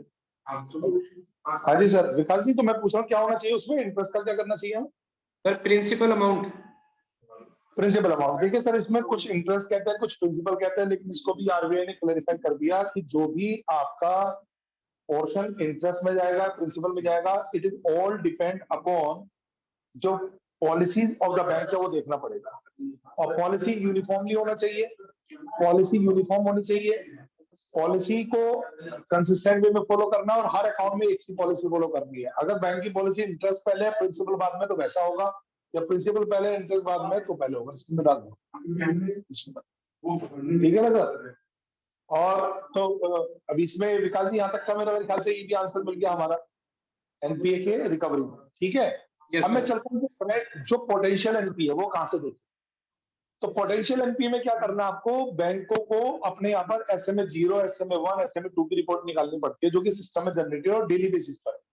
आप कोई भी 3-4 डेट की, एक महीने की डिफरेंस की SMA 2 निकालो। एक 15 मार्च ले लिया, एक 10 फरवरी ले लिया, एक दिसंबर ले लिया, और अपने किसी स्टाफ को लगा दे और उसको बोले भाई इसको कंपेयर करो। अगर कोई SMA 2 में एक रिपोर्ट में आ रहा है, दूसरी रिपोर्ट में नहीं आ रहा, अगर एक रिपोर्ट में आ रहा है दूसरी रिपोर्ट में नहीं आ रहा सर, तो उस केस के अंदर क्या करेगी, उसमें उस केस में आपको चेक करना वो अकाउंट एनपीए में गया है या वो एनपीए से बाहर है। अगर वो एनपीए में चला गया तब तो कोई दिक्कत नहीं, लेकिन अगर वो अब नॉर्मल अकाउंट में चल रहा है, इसका मतलब चांस है कि वहां पर SMA 2 के अकाउंट में गलत तरीके से उस अकाउंट को बचाया गया हो या किसी और तरीके से नया लोन देके उसको एडजस्ट किया गया हो। तो आपको जितने SMA 2 से एनपीए में नहीं गए अकाउंट बच गए या बैंक बैलेंस शीट डेट के आसपास रेगुलराइज हो गए, उनकी सोर्स ऑफ इनकम को चेक करना बहुत जरूरी है। ये हमें ज्यादातर इस अकाउंट में परेशानी आती है। तो मेरे लिए जो मेन रिपोर्ट है वो मूवमेंट ऑफ एनपीए है। और मूवमेंट ऑफ एनपीए के अंदर मैंने आपको फ्रेश एनपीए बता दिए, मैं से आपको पोटेंशियल एनपीए यानी कि SMA 2 की रिपोर्ट आपको बता दी। एक और रिपोर्ट आप वहां से जरूर मांगिएगा, वो है आपकी जितने अकाउंट उन्होंने अपग्रेड करे, उसका भी आता है। और उस अपग्रेड को जरूर चेक करना पड़ेगा कि वो अपग्रेडेशन की सोर्स क्या है। सर आधे से ज्यादा हमारा आईरेक का काम एनपीए मूवमेंट की रिपोर्ट से हो जाता है, और जिनके पास ऑडिट आया है वो अपने मेल से या लेटर से या व्हाट्सएप से, तो मैं एडवाइस नहीं करूंगा, ब्रांच मैनेजर को पहले ही बोले कि मुझे जो लिस्ट ऑफ आउटस्टैंडिंग एडवांसेस है वो चाहिए, मुझे आप जो मूवमेंट ऑफ एनपीए में फ्रेश एनपीए वो लिस्ट चाहिए, जो एनपीए मूवमेंट हुआ वो चाहिए, एसएमए की रिपोर्ट चाहिए। ये आपके पास अगर होगी तो आपको ऑडिट करना आसान है। अच्छा, जो 90 डेज के नॉर्म्स है वो बाकी नॉर्म्स पे चलते हैं, लेकिन एग्रीकल्चर क्रेडिट पे फॉर्म क्रेडिट पर पेज नंबर 15 कहता है इसमें क्रॉप सीजन चलता है, शॉर्ट ड्यूरेशन क्रॉप और लॉन्ग ड्यूरेशन क्रॉप, और क्रॉप के बेस पर ही हमें उसको चेक करना पड़ता है कि वो अकाउंट एनपी होगा या नहीं होगा। उसके लिए मैं इतना ही सजेस्ट करूंगा, हर स्टेट की एसएलबीसी डिसाइड करती है कि सीजन पीरियड कितना होगा। वो शायद हमारे अनिल भाई साहब ने कंसिडर कर लिया होगा, इसलिए मैं एग्रीकल्चर एडवांस को ज्यादा टिक नहीं कर रहा हूँ। तो वहां से आप उसको देखिएगा, लेकिन उस पर 90 डेज वाले स्टैंडर्ड नॉर्म्स नहीं चलते, ये हमें ध्यान रखना है। तो एग्रीकल्चर क्रेडिट को थोड़ा अलग तरीके से देखिएगा, जिसके लिए भी अनिल भाई साहब ने बहुत अच्छे तरीके से अपने डेलिब्रेशन में दिया।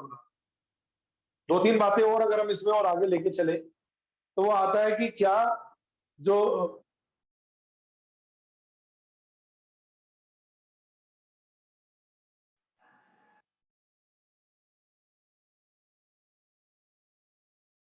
विकास भाई, मैं 1 मिनट के लिए स्टॉप करूंगा, वो बस अंदर से जरा 1 सेकंड के लिए बैग लेके आ रहा हूँ, फिर दोबारा चल के गाड़ी में कर लेंगे, ठीक है ना? Yes sir, yes sir.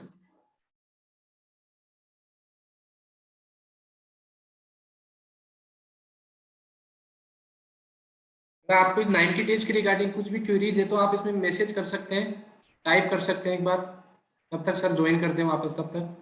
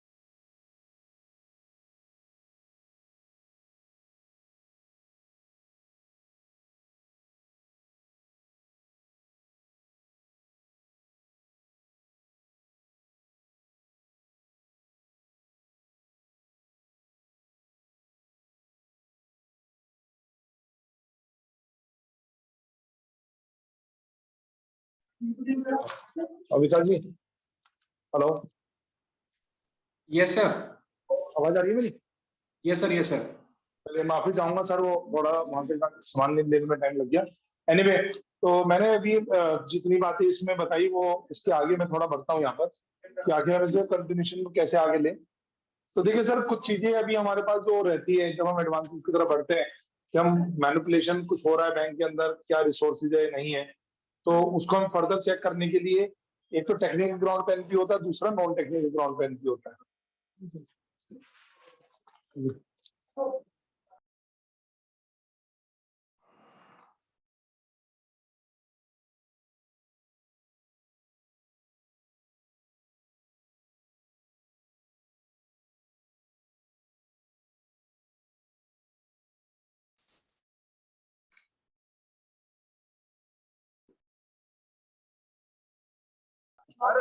तो सर उसमें जो है ना हमारे पास जैसे स्टॉक के स्टेटमेंट को लेके एक बड़ा इशू था, तो उस पर भी आरबीआई ने क्लैरिफिकेशन डाला।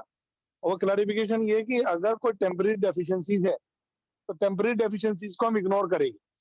अब टेम्पररी डेफिशिएंसीज क्या होती है? टेम्पररी डेफिशिएंसीज का मतलब है कि अगर कोई अकाउंट, मान लीजिए कोई जो लेटेस्ट स्टॉक स्टेटमेंट है उसके हिसाब से डीपी कम आ रही है, नहीं निकल रही है, या वो अकाउंट जो है वो ओवरड्यू चल रहा है, तो उसके बाद हम उसका पिछला स्टॉक स्टेटमेंट देखेंगे, उससे पिछला देखेंगे, यानी 90 डेज तक का हम उसमें देख सकते हैं।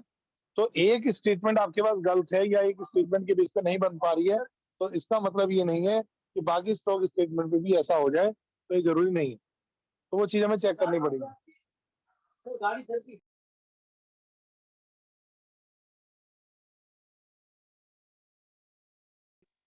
तो दूसरा जो हमारे पास तरीका बनता है वो ये बनता है कि हम इसके अंदर जो टेम्पररी डेफिशिएंसी है उसको छोड़ के चले। एक पॉइंट और भी लिखा हुआ है इसके अंदर, ये मैं सारे क्लैरिफिकेशन वाली चीजें आपको बता रहा हूँ क्योंकि आरबीआई ने अच्छा काम करा, जिन चीजों को लेकर डाउट था उन चीजों को दूर किया गया। तो एक अगला पॉइंट ये भी आता है कि भाई अगर कोई नेट बोरोवर, क्या हमें बोरोवर की नेटवर्थ या उसके गारंटी की नेटवर्थ चेक करनी चाहिए? इसका क्या मतलब है? कई बार ब्रांच में आपने देखा होगा कि कोई अकाउंट 31 को खराब चल रहा है, और अब आप उसे जब नोटेट करवाते हैं तो ब्रांच मैनेजर आपको कहता है कि सर आप परेशान मत हो, आज ही पैसे जमा करवा देते हैं, कुछ प्रॉब्लम थी अभी हो जाएगा। तो मैं ये पूछना चाहूंगा विकास जी, क्या उस अकाउंट को हम पीए माने या एनपीए माने? मतलब वो अगर आज 5 को पैसे जमा करवा देता है तो आपके हिसाब से उस अकाउंट का क्या करना चाहिए हमें? सर एनपीए किया जाना चाहिए क्योंकि जो रिपोर्टिंग हो सर वो 31 मार्च के बेसिस पे अपन कर रहे हैं सर। बिल्कुल, मैं विकास जी की बात से सहमत हूँ, वो अकाउंट अपने आप में एनपीए मार्क होना चाहिए। उसका कारण ये है क्योंकि वो हम 31 तारीख की डेट पे क्लासिफिकेशन उसको कवर कर रहे हैं, या 31 तक वो अकाउंट इरेगुलर चल रहा था तो वो अकाउंट एनपीए में ही मार्क होगा, उसको पीए कवर नहीं करेंगे, चाहे वो आज पेमेंट भी करवा रहा है तब भी। इसी तरह एक बात ये भी आती है कि जो बोरोवर पे बहुत पैसा है, उसने तो जो प्रॉपर्टी दी है वो 5 करोड़ से ऊपर की है। नहीं नहीं क्या वाला होगा? 5 करोड़ से जो ऊपर की है, ये मेरा नहीं है, उनका होगा, मेरा ही है। 5 करोड़ से जो ऊपर की है, मान लीजिए उसकी नेटवर्थ है जी, प्रॉपर्टी बहुत है, लोन 20 लाख ले रखा है, तो उनका ये इशू आता है कि उस पेज के अंदर तो कोई अकाउंट में गड़बड़ नहीं है, उसके बाद बहुत पैसा आप ज्यादा बोलोगे तो जी वो सारे पैसे आज ही जमा करवा देगा। तो हमें उस बातों पे नहीं आना चाहिए, गारंटर हो या बोरोवर हो, अगर उसका अकाउंट जो है वो ओवरड्यू 1 रुपी से भी चला गया तो financially technically as per rules वो अकाउंट एनपी होगा, चाहे वैल्यू ऑफ सिक्योरिटीज कुछ भी रही हो, इससे कोई फर्क पड़ने वाला नहीं। और जरा बात कर लेते हैं सर, अकाउंट पहले से अगर एनपीए है तो अकाउंट अगर पहले से एनपीए है, सुनो बहुत बढ़िया बरोबर, चलते चलते, तो अगर कोई अकाउंट पहले से एनपीए चल रहा है तो उस केस के अंदर हमें 90 डेज, सॉरी, जो वैल्यूएशन की रिपोर्ट है वो हर 3 साल में वैल्यूएशन की रिपोर्ट, सिक्योरिटी रिपोर्ट हमें लेना जरूरी है। एक पॉइंट ये भी आता है कि अगर बैंक ने कोई लोन दिया और जिस वैल्यू ऑफ सिक्योरिटीज के बेस पे दिया, जो वैल्यू ऑफ सिक्योरिटीज के अंदर मार्क की गई, तो वैल्यू ऑफ सिक्योरिटीज की अगर वैल्यू 50% से नीचे घट जाती है तो सीधा अकाउंट डाउटफुल डेट्स में जाएगा, और अगर 10% वैल्यू रह जाती है, यानी कि 100 रुपए की उसकी सिक्योरिटी वैल्यू दिखाई हुई थी लेकिन वैल्यू घट के 10% रह गई, तो वो अकाउंट सीधा लॉस एसेट्स में जाएगा। ये क्लासिफिकेशन भी इसके अंदर क्लैरिफिकेशन किया गया। अच्छा, जब हम बात करते हैं कि कोई एनपीए अकाउंट हो जाता है तो उसके सारे बोरोवर के सारे अकाउंट एनपीए हो जाते हैं, ये पता ही है सबको। अब इसके अंदर हमें एक चीज ये देखनी है कि उसके बाकी अकाउंटों में जब अपग्रेडेशन की भी बात कर रहे हैं, पैसा जब आएगा तो सभी अकाउंटों से आना जरूरी है, तभी वो अकाउंट अपग्रेड होगा। लेकिन इसमें उन्होंने एक एक्सेप्शनल रखा है, अगर कोई लोन अगेंस्ट एफडी, एनएससी या इंश्योरेंस पॉलिसी की सरेंडर वैल्यू के अगेंस्ट चल रहा है और वो सफिशिएंट मार्जिन है, तो उसमें ना तो इंटरेस्ट रिवर्स करने की जरूरत है और ना ही आपको उसके अंदर अपग्रेडेशन के रूल में उसे चेक करने की जरूरत है, अगर सफिशिएंट मार्जिन साथ में चल रहा है। तो मोटा मोटा जो चीजें यहाँ पर बनती है एनपीए मूवमेंट को लेके, एनपीए की चीजों को लेके, वो मैंने आपसे डिस्कस करी। लिस्ट जो हमारे पास होनी चाहिए वो मैंने आपको बता दी, बता दे डायरेक्शन कहाँ पर देनी, किधर से जाना है ना। तो वो चीजें मैंने आपसे डिस्कस करी है। मैं विकास जी ये चाहूंगा इसके अंदर, क्योंकि पीपीटी मेरे पास अभी इस समय नहीं है, मैं आपको शेयर कर दूंगा। तो एक इम्पोर्टेंट पॉइंट ये भी है कि हर एक बैंक को लोन देते वक्त उसका रीपेमेंट शेड्यूल, उसका जो ईएमआई की फ्रीक्वेंसी और बाकी डिटेल्स है, इवन एनपीए का इलस्ट्रेट, एसएमए का डाटा अब कंपलसरी कर दिया गया, वो सिस्टम में अपडेट होना जरूरी है। और जब भी मॉडिफिकेशन चेंज होगा तो भी वो बोरोवर की जानकारी एग्रीमेंट के साथ होना जरूरी है। मेरा एक एग्जांपल और बनेगा जिसमें मैं विकास जी की मदद फिर से चाहूंगा कि वो इसको थोड़ा सा कंसिडर करें। मैं ये आपसे पूछूंगा इसके अंदर कि लेट्स से, मैं ये आपसे पूछूंगा, मान लीजिए सर कोई अकाउंट जो है ना फ्रेश लोन दिया गया, हाउसिंग लोन मान लेते हैं या कोई और लोन है, उसमें 6 महीने का मान लीजिए मॉनिटोरियम पीरियड चल रहा है और या 7 महीने का चल रहा है, उसके बाद उसके जो बाकी मंथ में है 3 महीने वो अकाउंट और आगे चला और वो अकाउंट नहीं रिकवर दे पाया अपनी पेमेंट, अकाउंट हो गया एनपीए। यानी जब से उसका इंस्टॉलमेंट ड्यू हुई 7 महीने बाद से, तो वो अकाउंट 3 इंस्टॉलमेंट के बाद एनपीए हो गया। अब एनपीए जब हो गया तो उसका इंटरेस्ट रिवर्सल आएगा, क्रेडिट कुछ भी नहीं है। तो आपको क्या लगता है 3 महीने का इंटरेस्ट रिवर्स करेगी या 10 महीने का इंटरेस्ट रिवर्स करेगी? 10 महीने का सर। 10 महीने का करेंगे, ऐसा हमारे विकास जी का कहना है। लेकिन इसको भी इन्होंने आरबीआई ने क्लैरिफाई किया है, जो मॉनिटोरियम पीरियड का इंटरेस्ट होता है वो कैपिटलाइज ही होगा, उसको रिवर्स करने की जरूरत नहीं है, वो प्रिंसिपल का पार्ट बन जाता है। तो जो इंटरेस्ट रिवर्सल होगा वो मॉनिटोरियम पीरियड के बाद का ही होगा, ये चीज भी हम ज्यादा चेक करें। तो इसी तरीके से कुछ बातें जो मुझे लगा कि बहुत इंपॉर्टेंट है वो मैंने आपके साथ शेयरिंग की है।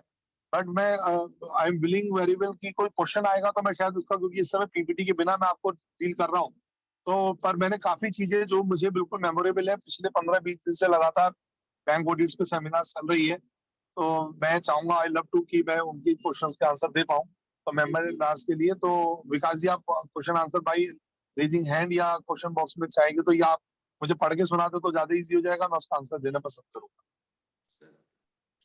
सर रेज हैंड कर दीजिए, अगर किसी का कुछ क्वेरीज है तो मैं उसको एक बार कर देता हूँ सर, स्पीक के लिए अलाउ। Anyone please. और दूसरा मेरे ख्याल से अभी अभिषेक जी का नहीं हुआ ना? अभिषेक जी का भी है। Yes sir. तो आप अभिषेक जी को भी एक बार आगे इंटीमेट कर दीजिएगा एज पर टाइम शेड्यूल जो भी आपने दिया होगा sir. Yes sir, sir Abhishek ji join कर चुके हैं। अच्छा ज्वाइन कर चुके हो सर। सर को नमस्कार, अभिषेक सर को नमस्कार। अभिषेक सर आवाज आ रही है? हो सकता है अभिषेक सर एनीवे उनका वापस वो हो गया। एड्रेस भी हुआ और क्वेश्चन बॉक्स में भी है, मैं क्वेश्चन बॉक्स चेक करूं क्या? Yes sir. चलो मैं खुद ही चेक कर लेता हूं, है ना। एसएमए से कैसे वेरीफाई एनपीए? सर एक बार एसएमए का सर वो बता दीजिए, एसएमए 0, 1 और 2 कितने टिकट के लिए? सर एसएमए क्या होता है, जो आपके जो स्पेशल मॉनिटरिंग अकाउंट होते हैं, यानी एक तरीके से स्ट्रेस अकाउंट कह सकते हैं, जिनमें चीजें इरेगुलर चल रही है, जिसमें जीरो से, इसमें भी अब 2 कैटेगरी बना दी गई है, जो रिवॉल्विंग क्रेडिट है, यानी कि सीसीओडी के अंदर से 2 लिस्ट है, एसएमए 1, एसएमए 2, और अदर देन क्रेडिट लिमिट वगैरह जो चलता है वो 3 लिमिट चलती है, एसएमए 0, 1, 2। तो जो एसएमए होता है वो स्ट्रेस मैनेजमेंट अकाउंट है, जो या उसको आप स्पेशल मॉनिटरिंग अकाउंट कह सकते हैं। इन अकाउंटों में आपको ये चेक करना पड़ता है, कई बार इन अकाउंटों की है ना टेम्परेरी डेफिशिएंसीज को कोई और लोन देके किसी के अकाउंट से इधर उधर करके या सीसी में से बैलेंस निकाल के कहीं और एडजस्ट करके, तो वो हमें चेक करना पड़ता है कि कोई ऐसा तो नहीं है कि जो एसएमए 2 कैटेगरी में चल रहा था, यानी जिसमें 60 to 90 डेज के बीच का डिफॉल्ट चल रहा था, तो अचानक वो अकाउंट नॉर्मल कैसे हो गया। तो उसकी बस सोर्स चेक करनी है, हम बना तो नहीं कर रहे, अकाउंट बिल्कुल ठीक हो सकता है, तो उसका वेरिफिकेशन का तरीका उसके लिस्ट में मंगवा लीजिए, सॉफ्ट में ऐड में मिल जाती है, और उस लिस्ट को आपको कंपेयर करवाना पड़ेगा। मान लीजिए मैं दिसंबर की लिस्ट को मार्च की लिस्ट से कंपेयर कर रहा हूँ, तो वो अकाउंट कहाँ चला गया। अगर वो अकाउंट पीए में कन्वर्ट हो गया तो मुझे उसको एक बार सोर्स चेक करनी है, इसको हम बोलते हैं एसएमए 2 को वेरीफाई करना। अनदर क्वेश्चन ले लीजिए सर। हर इजी का क्वेश्चन है कि जो रीस्ट्रक्चर्ड लोन है उसमें एनपीए कैसे आइडेंटिफाई करें सर?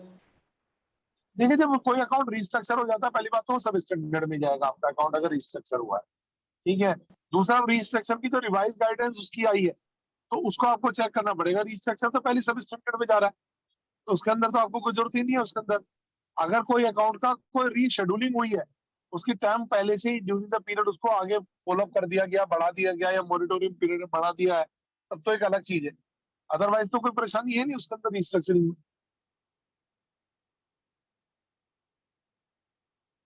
अनदर क्वेश्चन ले लीजिए सर। हो गए क्वेश्चन आई थिंक सारे। सर, हो गए क्वेश्चन?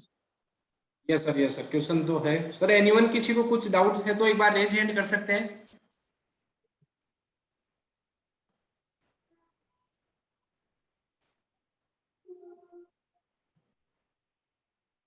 यस सर, एक क्वेश्चन है और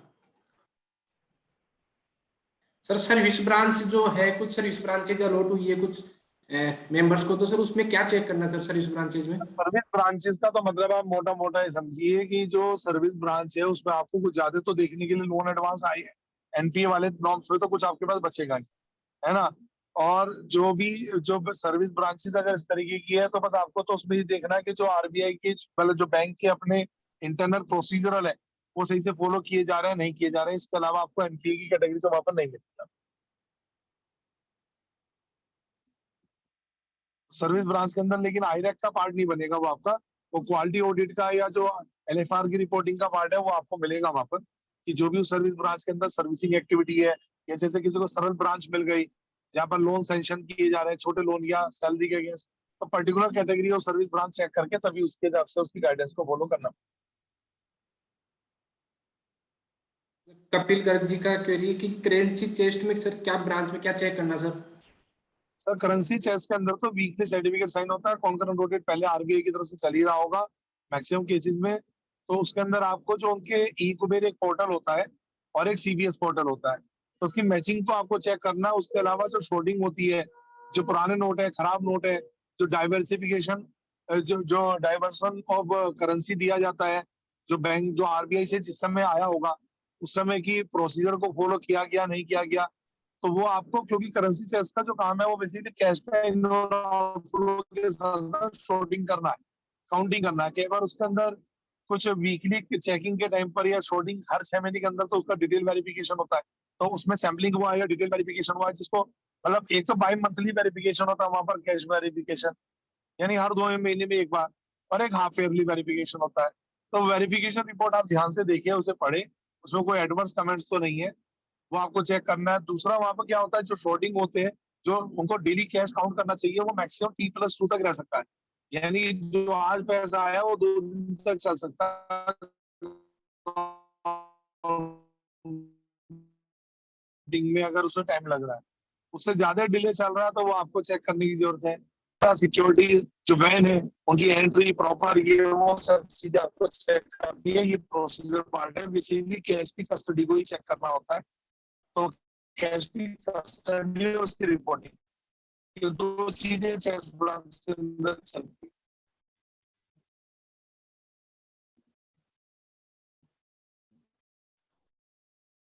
सर आपकी आवाज क्लियर नहीं आ रही सर, आपकी आवाज क्वेश्चन है तो बताइए मुझे, नहीं तो मैं मेंबर को, क्योंकि अभी हाँ तो वो आज मेरे ख्याल से है ना आपको, आई थिंक सर आपका नेटवर्क, ये सर नेटवर्क क्लियर नहीं आ पा रहा sir. Thank you so much sir. बाकी सर अगर कोई और क्वेरीज रहती है तो उसकी रिगार्डिंग जो भी आता है तो सर मैं आपके नंबर प्रोवाइड करवा रहा हूँ सर मेंबर्स को, जैसे आपने आज हाईवे पे चल रहा हूँ तो थोड़ा नेटवर्क की दिक्कत आ रही है। Yes sir thank you so much sir. Thank you very much. Thank you sir, thank you. Thank you. अब नेक्स्ट जो हमारे नेक्स्ट स्पीकर है अभिषेक शर्मा जी, जो रीजनल काउंसिल मेंबर भी रह चुके हैं लास्ट टर्म में एंड जयपुर ब्रांच के चेयरमैन भी हैं। आज इनका भी प्रोग्राम था 40 का, उसके बीच में सर डिस्टर्ब किया, उसके लिए माफी। पर सर जो काफी लोग, सर आपका बहुत बहुत स्वागत है सर। काफी लोग सर बैंक में ब्रांच के लिए निकल भी चुके हैं, काफी लोग निकलने वाले हैं, तो सर लास्ट मोमेंट है, किस तरीके से तैयारी करनी चाहिए, क्या क्या जो प्रैक्टिकल क्या क्या इश्यूज आते हैं सर, उसके रिगार्डिंग एक बार ब्रीफ के लिए सर बहुत बहुत स्वागत है सर। Over to you sir. Thank you, Vikas Yadav ji, founder of IWCA and Sikasa chairman of Jaipur branch, and most preferred introduction, my younger brother. Thank you for inviting me in this program and thank you for this wonderful initiative, जिसमें आपने members को last moment पे update करने का initiative उठाया है bank audit के लिए. My big salute to you for this cause and to your whole team of IWCA. Thank you, Vikas ji. Thank you sir. Because मेरे से पहले already अनिल यादव जी जो मेरे बहुत अच्छे फ्रेंड हैं और रीजनल काउंसिल मेंबर हैं, CIRC सिकासा चेयरमैन है, उन्होंने भी पूरा ब्रीफ बताया है प्रोग्राम के बारे में. एज ए पैनलिस्ट मैं भी बीच में ज्वाइन कर रहा था time to time, but network की प्रॉब्लम थी. और उसके बाद फिर अभी जो रिसेंट हमारे मेंबर थे, इन्होंने स्पीकर थे राजीव गुप्ता जी, उन्होंने पूरा डिटेल में और समझाया एग्रीकल्चर एडवांसेस का. तो काफी मेंबर्स को नॉलेज दी इसके बारे में. केवल 10 मिनट 15 मिनट मेंबर से बात करना चाहूंगा. कुछ प्रैक्टिकल चीज जो आती है बैंक ऑडिट के लिए, हमें से बहुत सारे लोग निकल भी चुके हैं शायद बैंक ऑडिट के लिए, जैसे विकास जी ने बताया. तो फ्रेंड, सबसे इंपॉर्टेंट चीज 2-3 चीज आप ध्यान रखिए. नंबर 1 तो आप ये माइंड सेट लेकर चलिए कि हमको एक्चुअल में ऑडिट करनी है. आपको लगता है कि हम 2 दिन में जाकर और साइनिंग करके वापस आ जाएंगे, किसी को ऐसा लगता है तो प्लीज आप RBI का जो प्रेस रिलीज है जून 2018 का, वो प्लीज एक बार देख लीजिए, जहां उन्होंने स्ट्रेट फॉरवर्ड मेंशन किया है. जून 2018 डेट बताता हूँ आपको, 29 जून 2018 का जो प्रेस रिलीज है RBI का, जो स्टैट्यूटरी ब्रांच ऑडिटर्स के, उन्होंने क्लियरली मेंशन किया अगर किसी भी ब्रांच ऑडिटर ने ऑडिट में जरा सी भी लापरवाही करी और RBI को अगर मालूम चलता है तो बाद में RBI उसके अगेंस्ट में डिसिप्लिनरी एक्शन लेगा. ICAI को भी लिखेगा, ICAI भी डिसिप्लिनरी एक्शन लेगा और उसको ब्लैकलिस्ट भी कर दिया जाएगा. तो प्लीज इस बैंक ऑडिट को नंबर 1 तो आप कैजुअली बिल्कुल ना लें. जैसे जो नफरा और बाकी प्रोविजन हमारे ऊपर एप्लीकेबल होते हैं, सेम प्रोविजन इस स्टैट्यूटरी बैंक ब्रांच ऑडिट के ऊपर भी एप्लीकेबल होता है. तो प्लीज आप इसको हल्के में नहीं लें, नंबर 1. नंबर 2, इसको एक बर्डन नहीं लेना चाहिए कि बैंक ऑडिट है, बैंक वालों का फोन आ रहा है, ब्रांच का फोन आ रहा है, हमको जल्दी से कंप्लीट करना है, साइनिंग करनी है, स्टैंप लगानी है. फ्रेंड, जब तक आप लोग सेटिस्फाई नहीं हो जाए, forward about deadline of the bank. Bank वाले बोल रहे हैं कि आप 3 से शुरू करो, 6 को एंड करो, 8 तक आपको एंड करना है. आपको लगता है आपको 2 दिन और लेने, take your own time, but kindly sign only when you are fully satisfied कि आपने ऑडिट क्वालिटी से 100% अपना वेरिफिकेशन करने के बाद ही NPA classification, RBI circular guideline, bank का internal circular, as a auditor हम लोग जो सारी प्रोसेस करते हैं सब कुछ आपने अडॉप्ट कर लिया. उसके बाद ही आप बैंक का जो फाइनल रिपोर्ट दे रहे हैं उसके बाद ही आप साइन कीजिएगा. ये मेरी आपको एडवाइस है और मेरा लास्ट जो 18 ईयर्स का एक्सपीरियंस है वो मैं आपसे शेयर करता हूँ. बैंक वाले तरह तरह से आप लोगों से बहाने बनाएंगे, सर कुछ भी नहीं है, बिल्कुल सिंपल, देखो आप सिंपल एडवांसेस है. और हमारे जो सिस्टम से ऑटोमेटिकली एडवांसेस NP हो जाते हैं सर, सिस्टम ऑटोमेटिकली कर लेता है, जरूरत नहीं है आपको करने की. तो मैं बताऊं फ्रेंड्स, आपको हर बैंक के सिस्टम में कुछ ना कुछ लैक्यूना रहता है. बहुत सारी ऐसी एंट्रीज हमको पता भी नहीं चलेगा जो कहाँ से आ गई है सिस्टम के अंदर, या किस तरह से बैंक ने कोई एडजस्टमेंट ऐसा किया है जिससे वो अकाउंट ऑटोमेटिकली बैंक का सिस्टम उसको NPA नहीं कर पाए. हम लोग को बहुत ध्यान से चलना पड़ेगा. सिंपल, आप 2 चीज का ध्यान रखिए. नंबर 1 तो आपको चेकलिस्ट देनी है आपके ब्रांचेस में. अगर आपने अभी तक नहीं दी है, नंबर 1 आप ब्रांच को चेकलिस्ट दो. अगर आप पहुंच गए ब्रांच में तो हार्ड कॉपी चेकलिस्ट की डिलीवर कर दो. चेकलिस्ट सब अवेलेबल है आपके पास में हर जगह से. बहुत सारे वेबिनार, सेमिनार्स आप सब लोगों ने अटेंड करी है, सब हर स्पीकर ने आपको एक चेकलिस्ट दी है. अदरवाइज आप गूगल डालोगे, अपने फ्रेंड से नियर डियर शेयर करोगे, आपको चेकलिस्ट मिल जाएगी. एक अच्छी सी चेकलिस्ट 50 पॉइंट की, 100 पॉइंट की बना के बैंक वालों को दे दें. हमको भी पता है कि वो पूरी चेकलिस्ट के पॉइंट बैंक वाला कभी देने नहीं वाला है, पर एटलीस्ट अगर हमको 2 दिन 3 दिन एक्स्ट्रा चाहिए तो बैंक वाले को हम लोग बोल सकते हैं कि चेकलिस्ट हमने आपको दी है, कि पॉइंट का आप डिटेल हमको दे दो. तो डिटेल आप नहीं दोगे तब तक हम लोग ऑडिट को इंक्लूड नहीं कर सकते. नंबर 1, जो भी चीज आपको बैंक से चाहिए सब आप चेकलिस्ट के अंदर मेंशन कर दीजिए. नंबर 2, आप बैंक से एक मैनेजमेंट रिप्रेजेंटेशन लेना कभी ना भूलिए. जैसे बहुत सारी चीजें ऐसी होती है, बैंक में थेफ्ट नहीं हुआ ड्यूरिंग द ईयर, या कोई ऐसी चीज जो उनको ऑडिटर को बतानी चाहिए, ऐसी कोई चीज नहीं है. तो बहुत सारे पॉइंट्स ऐसे होते हैं या जो हम एग्जामिशन मान के चल रहे हैं, बैंक के बिहाफ एग्जामिशन है. आप LFR भर रहे हो, बैंक वाले से पूछोगे कि सर ये कैसे चल रहा है, हाँ सर इसमें तो ऐसा होता है. तो जो वो ओरली बोल रहा है, आप एक रिप्रेजेंटेशन बनाइए फॉर्मेट में, बैंक ब्रांच ऑडिटर के नाम से रिप्रेजेंटेशन बनाकर देगा, और रिप्रेजेंटेशन बनाकर वो ब्रांच ऑडिटर, बैंक मैनेजर जो है उससे आप साइन कराइए. उसके बाद में आप LFR और बाकी जो रिपोर्ट है वो आप सबमिट कीजिएगा. तो checklist is important, representation letter is important. Number 3, RBI के जो मास्टर सर्कुलर है, सबसे इंपॉर्टेंट जो सर्कुलर है अभी लेटेस्ट वाला है, RBI का मास्टर सर्कुलर 1 अप्रैल 2022 का सर्कुलर है. उसमें प्रीवियस सर्कुलर का रेफरेंसेस भी दे रखा है, वो जरूर ले लें. उसमें पूरा बता रखा है कि कैसे प्रूडेंशियल नॉर्म्स होंगे, कैसे NP क्लासिफिकेशन करना है, CC के केस में क्या होगा, टर्म लोन के केस में क्या होगा, KCC के केस में क्या होगा, अदर तरह के एडवांसेस के केस में क्या होगा. तो वो आपको बहुत ध्यान रखना है. इंपॉर्टेंटली NP गाइडलाइंस तो आप सबको पता है, मैं उसके बारे में ब्रीफ आपको नहीं करूंगा, CC, टर्म लोन, OD. पर उस गाइडलाइन के अलावा भी ऐसे बहुत सारे रीजंस हैं जो RBI बोलता है कि अगर जहां प्रैक्टिकली केस एनपी नहीं हो रहा है, जिसमें इंटरेस्ट सर्व हो रहा है, इंस्टॉलमेंट सर्व हो रही है, उसके बाद भी आप उस अकाउंट को एनपी कर सकते हो। Number 1, if account is out of order, तो आपको देखना पड़ेगा कि अकाउंट अगर आउट ऑफ ऑर्डर है तो आप उसको एनपी कर सकते हो। आउट ऑफ ऑर्डर कैसे होगा अकाउंट? या तो क्रेडिट अकाउंट में जो आ रही है वो सफिशिएंट नहीं है, या जो क्रेडिट आ रही है वो पैसा आ रहा है फिर जा रहा है, फिर आ रहा है फिर जा रहा है। 31 मार्च को क्रेडिट जमा हो गई और अगले दिन आप देखोगे वापस विड्रॉ हो गई थी 30 मार्च को जमा होने के बाद। तो ये सब जो अकाउंट में इनहेरेंट वीकनेसेस है, जहां भी आपको लग रहा है कि अकाउंट आउट ऑफ ऑर्डर है, अकाउंट में इनहेरेंट वीकनेसेस है, स्टॉक स्टेटमेंट 6 मंथ से पुराना है, ठीक है, 90 डेज से ज्यादा अकाउंट रिन्यूअल के लिए ड्यू है, तो ये बहुत सारे ऐसे टेक्निकल सिचुएशन है जिसमें आरबीआई ऐसा बोलते हैं, आपको मास्टर सर्कुलर में सब मिलेगा। तो उसके अकॉर्डिंग अगर इंटरेस्ट और प्रिंसिपल सर्व हो रहा है उसके बाद भी हम लोग अकाउंट को टेक्निकली एनपी कर सकते हैं। ऐसा मैं नहीं बोल रहा हूँ, आरबीआई का मास्टर सर्कुलर बोलता है। तो आपको लगता है किसी बैंक में, जिस ब्रांच में आप गए हैं, किसी अकाउंट में आपको ऐसा मिलता है, तो उसके बाद आप अकाउंट को एनपी कर सकते हो, डिस्कस कर सकते हो। आपको लग रहा है अकाउंट में इनहेरेंट वीकनेस है या पोटेंशियल नहीं है, पोटेंशियल एक थ्रेट है रिकवरी की, तो भी उस अकाउंट को आप एनपी कर सकते हो। ये आपके डिस्क्रिप्शन के ऊपर डिपेंड है। और अगर बैंक वाला बोल रहा है कि नहीं सर ये अकाउंट एनपी नहीं होगा, बैंक के पास जस्टिफिकेशन है, तो ask him to give this in writing to you, और अगर आप सेटिस्फाई होते हैं then only you should leave this account, otherwise आपको अकाउंट को एनपी करना चाहिए। नंबर 3, हम लोग हमारा पूरा जो टाइम है ना वो एलएफएआर की पॉइंट और एनपी देखने में लगा देते हैं। 2 चीज हम लोग मिस करते हैं। नंबर 1, हम लोग प्रॉफिट एंड लॉस अकाउंट की कभी स्क्रूटनी नहीं करते ब्रांच की, मोस्टली केसेस में कभी नहीं करते। तो बहुत सारे ऐसे मोटे एक्सपेंसेस ब्रांच के जो पीएनएल में आ रहे होते हैं, just go through that. Entertainment expenses, printing and stationery, बहुत सारे एक्सपेंसेस ऐसे होते हैं ब्रांच के जो हर साल के 2, 4, 5, 10 लाख के आपको वाउचर्स ऐसे मिलेंगे, अनएक्सप्लेन्ड वाउचर्स है। प्रॉफिट एंड लॉस में खर्चा, उनको भी पता है कि जो भी ऑडिटर आएगा हमारा, वो प्रॉफिट एंड लॉस अकाउंट को देखने वाला नहीं है, वो केवल एनपी देखेगा या वो ऑडिटर आके केवल एलएफआर के पॉइंट्स देखेगा। तो प्लीज आप अपना 2 घंटे, 3 घंटे, 4 घंटे जरूर दीजिए, आप प्रॉफिट एंड लॉस अकाउंट की स्क्रूटनी कीजिए। स्क्रूटनी में आपको बहुत सारी चीज समझ में आएगी जो आपको लगता था कभी ऐसा कि देखना चाहिए था पर बैंक ने ध्यान नहीं दिया है, या बहुत सारी चीज ऐसी है जो बैंक की गाइडलाइन के बाहर की चीज है। नंबर 1। नंबर 2, आपको फ्रेंड्स फ्रॉड भी देखने पड़ेंगे। आपको पोटेंशियल, जैसे बोलते हैं ना, chartered accountant is not a blood hound.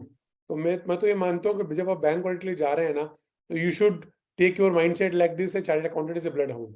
आपको ओपन माइंड से आना पड़ेगा कि बैंक में फ्रॉड भी हो सकता है। फ्रॉड किस तरह से हो सकता है, मैं आपको कुछ एग्जांपल्स बताता हूँ जो मैंने प्रैक्टिकली अपनी लाइफ में बैंक ऑडिट में देखे हैं।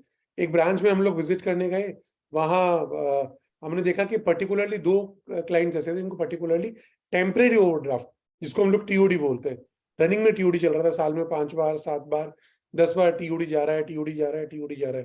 तो हमने जब ब्रांच मैनेजर से रीजन पूछा कि केवल 2 ही कस्टमर ऐसे क्यों हैं जिनको टीओडी जा रहा है, जबकि कम से कम 50 एप्लीकेशन बैंक के पास साल भर में थी, डिफरेंट कस्टमर से जो टीओडी टेम्परेरी ओवरड्राफ्ट मांग रहे थे, पर उनको बैंक टेम्परेरी ओवरड्राफ्ट नहीं दे रहा था और केवल 2 ही कस्टमर को टेम्परेरी ओवरड्राफ्ट दे रहा था। हमने ड्यूरिंग द कोर्स ये रियलाइज किया कि ये जो कस्टमर थे उनका कोई बैकग्राउंड भी अच्छा नहीं था, टर्नओवर भी अच्छा नहीं था, फिर भी बैंक उनको टीओडी दे रहा था। तो डिटेल स्क्रूटनी में मालूम चला कि जो हमने देखा टीओडी लेने के बाद पैसा जा रहा कहाँ है, कस्टमर के अकाउंट में टीओडी आया सीसी अकाउंट में, और सीसी अकाउंट से पैसा एक दूसरे अकाउंट में चले गया, वो दूसरा अकाउंट सेम बैंक का अकाउंट था। हमने डिटेल स्क्रूटनी करी उस अकाउंट का, लेजर खोल के, कस्टमर आईडी खोल के अकाउंट किसका है। तो friends, you will not believe, जो उस पर्टिकुलर ब्रांच का एडवांस मैनेजर था, उसका और उसकी वाइफ का जॉइंट अकाउंट था जहां वो पैसा जा रहा था। पूरे साल में ट्रांजेक्शन हमने नोट किए, साल भर के अंदर करीब 1.5 से 2 करोड़ रुपए ऐसे थे जो टीओडी से उन अकाउंटों में चले गए। जो एडवांस मैनेजर था वो छुट्टी पे था ऑडिट के टाइम पे, कोई मेडिकल लीव पे था या कैजुअल लीव पे था। हमने जो ब्रांच मैनेजर से बात करी इस बारे में, तो ब्रांच मैनेजर ने कहा कि सर ये तो मेरे को भी नहीं पता क्यों जा रहा है इसमें। फिर उन्होंने एडवांस मैनेजर से एक्सप्लेनेशन लिया, हमने रिटर्न में दिया। तो एडवांस मैनेजर ने बताया कि सर ये जो कस्टमर है ये एलआईसी कराता है अपनी, और वो मेरी जो जीजा जी है वो एलआईसी के एजेंट है, तो ये पैसा मेरे अकाउंट में डालता है और मैं अपने जीजा जी को ट्रांसफर कर देता हूँ और इनकी एलआईसी हो जाती है। फिर डिटेल में और इन्वेस्टिगेशन किया तो समझ में आया कि वो पैसा वो कस्टमर यूज ही नहीं कर रहा था, वो बैंक का जो एडवांस मैनेजर है वो ही उस पैसे को यूज कर रहा था, और ड्यू डेट पे वापस पैसा रोटेट हो रहा था। हमने फ्रेंड उस पर्टिकुलर केस को फ्रॉड में कैटेगराइज किया और हमने आरबीआई को रिपोर्ट किया, और आरबीआई के साथ में जो बैंक के मैनेजिंग डायरेक्टर और चेयरमैन है, सीएफओ है, उनको भी रिपोर्ट किया, और आरबीआई ने एक्सेप्ट किया it was a fraud of 2 crore rupees. और जो भी एक्शन था आरबीआई ने एक्शन लिया, सस्पेंड किया, टर्मिनेट किया, और जो भी एक्शन लेना था। तो व्हाट आई वांट टू से फ्रेंड्स, जब भी आप बैंक ऑडिट के लिए ब्रांच में जा रहे हो ना, तो आपको अपने आंख, कान, नाक सब खुले रखने चाहिए। अगर हमको लग रहा है कि पोटेंशियल जरा से भी कुछ गड़बड़ हो रही है किसी अकाउंट में, तो उसको छोड़ो मत, तो डिटेल ट्रेल निकालो कि आगे कौन से अकाउंट में जा रहा है, वहां से आगे कहाँ जा रहा है, पैसा कहाँ रोटेट हो रहा है, और कहाँ से पैसा वापस आ रहा है। नंबर 1। नंबर 2, ब्रांचेस में एक रजिस्टर मेंटेन होता है, की मूवमेंट रजिस्टर। आप लोगों ने शायद गौर किया होगा या नहीं किया होगा। की मूवमेंट रजिस्टर बहुत इंपॉर्टेंट रजिस्टर है। कोई पर्टिकुलर क्रेडिट मैनेजर या पर्टिकुलर डिपार्टमेंट का हेड जो लॉकर ऑपरेट करता है, whatever head of the particular department in a banking branch, जब भी वो लीव पर है तो उस की मूवमेंट रजिस्टर में वो एंट्री करेगा कि मैं आज लीव पर हूँ और की का मैं हैंड ओवर कर रहा हूँ नई पर्सन जिसके पास चार्जर है। और नॉर्मल केसेस में देखोगे आप 19% केसेस में उस की मूवमेंट रजिस्टर में या तो ब्रांच बनाकर नहीं रखती है, बनाती है तो उसमें कोई एंट्रीज नहीं होती है। तो आप मान के चलो आज चार्ज मेरे पास है, जब मैं लीव पे हूँ तो मेरी एब्सेंस में बिना की का मूवमेंट दिए, बिना की का हैंडिंग ओवर टेकन ओवर दिए दूसरा जो मैनेजर है वो उसको कैसे यूज कर सकता है, कैसे ऑपरेट करा सकता है। तो again it is very very much serious issue और आपको देखना पड़ेगा। नेक्स्ट प्रैक्टिकल केस में आपको हम शेयर करना चाहता हूँ एक्सपोर्ट से रिलेटेड। जिन जिन बैंक ब्रांचेस में एक्सपोर्ट लिमिट्स होती है, से पैकिंग क्रेडिट लिमिट हो गई, हम लोग क्या मान के चलते हैं, बैंक कस्टमर बैंक में बोलता है सर ये तो एक्सपोर्ट लिमिट है, बिल्कुल यार ऑटोमेटिकली सेटल होती है, पैकिंग क्रेडिट दे रहे हैं, जो टाइम है 90 डेज का 120 डेज का, उस time automatically foreign export currency में पैसा आता है, एक्सपोर्ट रिलेशन आता है और पीसी सेटलमेंट हो जाती है। जनरली हम लोग ऐसे ऑडिटर पूछते हैं कि सर आपकी कोई पीसी ओवरड्यू हुई है क्या? ब्रांच मैनेजर बोलता है नहीं सर कोई पीसी हमारी ओवरड्यू नहीं है, सब लिमिट के अंदर है। हम सोचते हैं बहुत अच्छा चल रहा है, सब ठीक चल रहा है, चल अगली चीज पे आ जाओ। फ्रेंड्स, पीसी के केस में आपको दो चीज इंपोर्टेंटली ध्यान रखनी है। नंबर 1, जब भी बैंक में पैकिंग क्रेडिट रिलीज होने की रिक्वेस्ट कस्टमर देता है ना, साथ में एक्सपोर्ट ऑर्डर की कॉपी लगा के देता है कि सर मुझे एक्सपोर्ट ऑर्डर मिला है, मुझे एक्सपोर्ट करना है और इस एक्सपोर्ट ऑर्डर से अगेंस्ट में मुझे पैकिंग क्रेडिट चाहिए, मुझे रॉ मटेरियल परचेज करना है, और बैंक उसको रिलीज कर देता है। पर आप उसको वेरीफाई करो कि जब पैकिंग क्रेडिट ले लिया कस्टमर ने, उसके बाद जब वो इनवॉइसेस सबमिट करता है पीसी को एडजस्ट करने के लिए, तो क्या वो वही एक्सपोर्ट इनवॉइसेस हैं उसी ऑर्डर के अगेंस्ट में जिस ऑर्डर के अगेंस्ट में पीसी ली है। 99% केसेस में फ्रेंड्स आपको एक्सपोर्ट ऑर्डर जिसके अगेंस्ट में पीसी डिसबर्स हो रही है वो आपको फेक मिलेंगे। कस्टमर को पैसा चाहिए होता है, वो एक्सपोर्ट ऑर्डर अपने सिस्टम पे बनाता है, प्रिंट निकालता है और बैंक को सबमिट कर देता है, उसके अगेंस्ट में पीसी उठा लेता है। When in future if you will try to that correlate that export order with the export invoices which that particular customer is submitting to the bank after doing export, वो आपको match ही नहीं होगा, कभी भी match नहीं होगा। तो आप मैच करने की कोशिश कीजिए, against this is a fraud, this is a serious fraud. Number 1। Number 2, PC के केस में जब भी पीसी रिलीज होती है तो वो केवल पीसी के टाइम लिमिट तक ही होती है, जब तक डिस्पैच हो जाए, जब तक एक्सपोर्ट हो जाए। तो हम लोग क्या करते हैं, कस्टमर जब भी डीपी के लिए स्टॉक स्टेटमेंट सबमिट करता है बैंक को, जिस कस्टमर के पास पीसी ले रखी है बैंक से, वो स्टॉक शो करता है, अपना रिसीवेबल शो करता है, एक्सपोर्ट रिसीवेबल, और टोटल करके और जो भी बैंक का मार्जिन छोड़ना पड़ता है 20% 25% मार्जिन छोड़ के अपनी डीपी बनाकर बैंक को दे देता है, और बैंक उसके अगेंस्ट में अपनी मंथली डीपी सिस्टम पे चढ़ा देता है जिसके अगेंस्ट में डिस्बर्समेंट चलता है डीपी। और फ्रेंड्स, बहुत इंपॉर्टेंट चीज मैं आपसे शेयर कर रहा हूँ, जहां पैकिंग क्रेडिट कस्टमर ने ले रखा है उस केस में एक्सपोर्ट रिसीवेबल कभी भी डीपी का पार्ट नहीं बनेंगे, कभी भी नहीं बनेंगे। हम लोग कभी सोचते नहीं है क्यों नहीं बनेंगे, आप सोच के चलिए। एक्सपोर्ट के केस में 2 तरह की लिमिट होती है, एक होती है पैकिंग क्रेडिट, एक होती है post shipment demand loan, PSDL. Packing credit का रोल खत्म हो जाता है जैसे एक्सपोर्ट ऑर्डर, शिपमेंट रेडी हो गया और एक्सपोर्ट इनवॉइस जनरेट हो गई, आपका ऑर्डर लग गया, शिपमेंट चले गया, पैकिंग क्रेडिट वहीं खत्म हो गई। उसके बाद बैंक आपको पैकिंग क्रेडिट नहीं देगा। उसके बाद भी अगर आपको क्रेडिट चाहिए तो आपको बैंक से पीएसडीएल लेना पड़ेगा, पोस्ट शिपमेंट डिमांड लोन लेना पड़ेगा, राइट। तो जो पीसी का रोल एक्सपोर्ट इनवॉइस जनरेट करने के साथ ही, शिपमेंट जनरेट करने के साथ ही खत्म हो गया, तो एक्सपोर्ट रिसीवेबल कंसर्न पीसी से कुछ भी नहीं है। आपने सीसी लिमिट ले रखी है तो भी एक्सपोर्ट रिसीवेबल काउंट नहीं करना है, क्योंकि CC limit is for domestic sales, not for export sales. तो आपको उसके लिए भी एक्सपोर्ट ऑर्डर का काउंट नहीं करना है। आपने पीसी ले रखी है तो भी एक्सपोर्ट रिसीवेबल को आपको काउंट नहीं करना है, केवल स्टॉक के बेस पे डीपी बनानी पड़ेगी। स्टॉक के बेसिस पे डीपी अगर नहीं बन रही तो आप उसकी रिकवरी निकाल सकते हैं, और आप कह सकते हैं शॉर्ट डीपी है अकाउंट में, और ये शॉर्ट डीपी अगर 3 महीने से ज्यादा चलती है, 90 डेज से ज्यादा चल रही है, तो उस अकाउंट को आप एनपीए टेक्निकली आप उसको क्लासीफाई कर सकते हैं फ्रेंड्स। तो पीसी के केस में आपको दोनों चीज ध्यान रखनी है। नंबर 1, आपको देखना है कि जो पीसी है वो उसके अगेंस्ट में जो एक्सपोर्ट रिसीवेबल है वो काउंट नहीं होंगे। नंबर 2, आपको देखना है पीसी के केस में कि एक्सपोर्ट इनवॉइसेस क्या जनरेट हो रही है, और जो उन्होंने पीछे आपको एक्सपोर्ट ऑर्डर दी थी इसके अगेंस्ट में पीसी उन्होंने रिलीज कराई है, दोनों का आपस में कोरिलेट। पीसी की फुल फॉर्म सर पूछना चाह रहे कोई member? Packing credit, it's a packing credit, कि जब तक आप गुड्स को नॉर्मली मिलती क्यों है, मेरे पास एक्सपोर्ट ऑर्डर आ गया, मेरे को उसके अगेंस्ट में रॉ मटेरियल परचेज करना है, मेरे को रॉ मटेरियल को प्रोसेस करना है अपनी फैक्ट्री में, अपनी लेबर को पेमेंट करना है, टेक्नोलॉजी को पेमेंट करना है, रॉ मटेरियल की प्राइस पेमेंट करनी है, उसके बाद मेरे को एक्सपोर्ट करना है। तो moment you have done export, जहां आपने जैसे ही आपने एक्सपोर्ट कर दिया वैसे ही पीसी का रोल खत्म हो गया और आपको पीसी लिक्विडेट करनी ही पड़ेगी। जब हम बैंक से पैकिंग क्रेडिट लिमिट सैंक्शन कराते हैं तो हम बैंक को बोलते हैं कि सर मेरे जो प्रोसेस है रॉ मटेरियल परचेज करने से लेके एक्सपोर्ट करने तक का ये 90 डेज का है, तो बैंक हमको पीसी देता है 90 डेज की। मैं बोलता हूँ सर 120 डेज का है, तो बैंक मेरे को पीसी देता है 120 डेज की। ठीक है, लेकिन जैसे ही एक्सपोर्ट हो गया वैसे मेरी पीसी इमीडिएटली क्या होनी चाहिए, लिक्विडेट होनी चाहिए। तो ये एक इंपॉर्टेंट चीज है, आपको ध्यान रखनी पड़ेगी। नंबर एक और इंपॉर्टेंट चीज आपसे शेयर करना चाहूंगा, सिस्टर कंसर्न। आप बैंक का सैंक्शन लेटर पढ़ो। देखो हम लोग नॉर्मली क्या करते हैं, सैंक्शन लेटर पढ़ते नहीं है, हम अकाउंट के स्क्रूटनी लगे हैं। फ्रेंड्स प्लीज, कोई भी अकाउंट आप देख रहे हो तो 5 मिनट लगेंगे आपको, केवल 5 मिनट आप दो उसका सैंक्शन लेटर देखने में। आप सैंक्शन लेटर में पढ़ोगे पूरा कि क्या टर्म्स एंड कंडीशन है, बहुत सारे टर्म्स कंडीशन आपको ऐसी मिलेगी जिससे देखने के बाद अकाउंट को एनपी कर सकते हो। या कोई चार्जेस ऐसे थे, कोई प्रोसेसिंग फीस ऐसी थी जो रिकवर करनी चाहिए थी, इंस्पेक्शन चार्जेस थे और बैंक रिकवर नहीं कर रहा, तो आपको वो देखना पड़ेगा सैंक्शन लेटर में। Just go through the sanction letter, उसमें लिखा होगा कि सिस्टर कंसर्न अगर कोई है तो उसके रिसीवेबल हमको काउंट करने या नहीं करने, तो आपको सैंक्शन लेटर के अकॉर्डिंग गवर्न करना पड़ेगा। नॉर्मली क्या करते हैं, कई कस्टमर्स ऐसे होते हैं, बैंक के कस्टमर जिनके पास टर्नओवर नहीं आ रहा है, सिस्टर कंसर्न को परचेज से लेकर रोटेट करते रहते हैं, टर्नओवर बनाते रहते हैं, डीपी बनाते रहते हैं और डीपी बना के बैंक से अपना रिलीज कराते हैं, जो भी लिमिट्स होती है, सीसी होती है, ओडी होती है, पीसी होती है। तो आपको देखना पड़ेगा कि वो जो कस्टमर है वो कौन से कस्टमर है। सिस्टर कंसर्न है तो क्या बैंक ने परमिशन दे रखी है सिस्टर कंसर्न से परचेज सेल को काउंट करने की, नहीं दे रखी तो फिर उसको आप डीपी बैंक के नहीं मानोगे, आप शॉर्ट डीपी मान लोगे जो ट्रांजेक्शन सिस्टर कंसर्न के साथ हुआ है। और अगर डीपी दे रखी है तो भी आपको आर्म लेंथ प्राइस देखना पड़ेगा कि आर्म लेंथ प्राइस में ट्रांजेक्शन हो रहा है या फिर नहीं हो रहा। फ्रेंड्स आजकल एक केस बहुत हाईलाइट चल रहा है, गोल्ड लोन।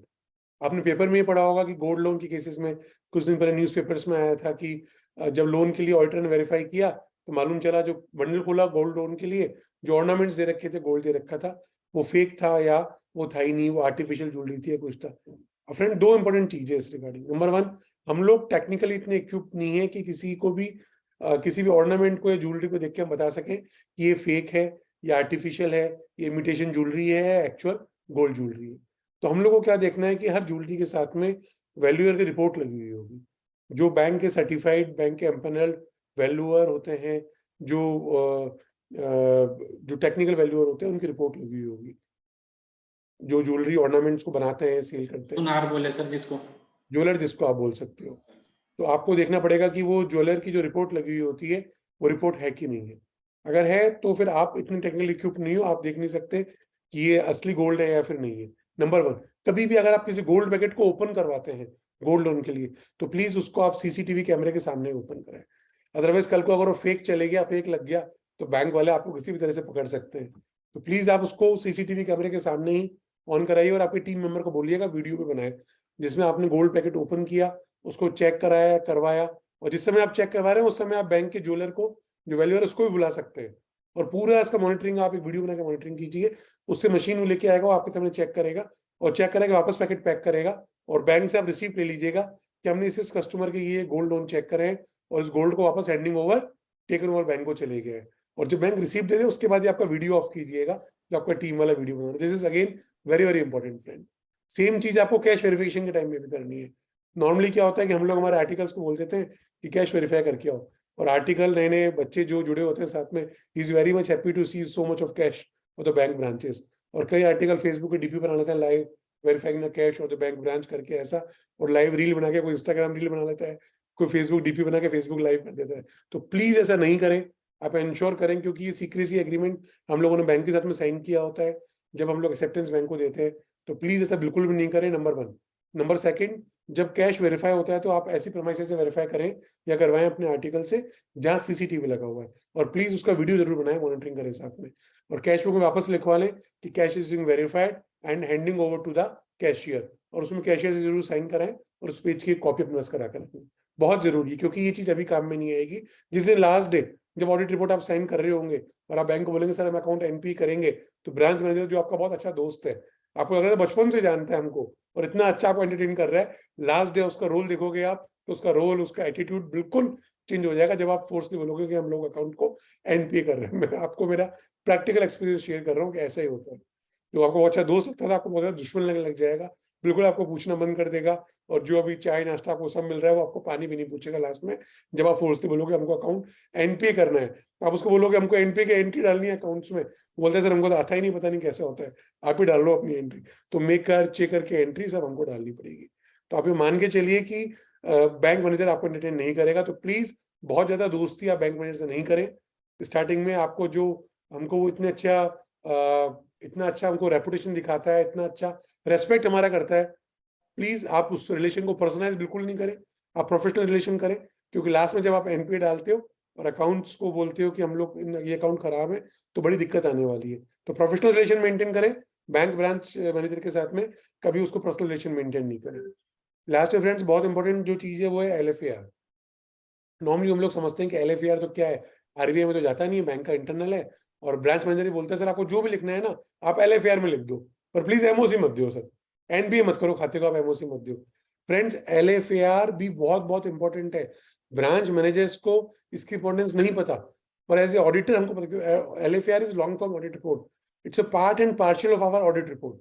आप अपनी मेन ऑडिट रिपोर्ट देते हो ना, उसमें भी आप मेंशन करो कि आप ट्रू रिपोर्ट दे दो, true and fair report, but subject to the points mention in LFAR।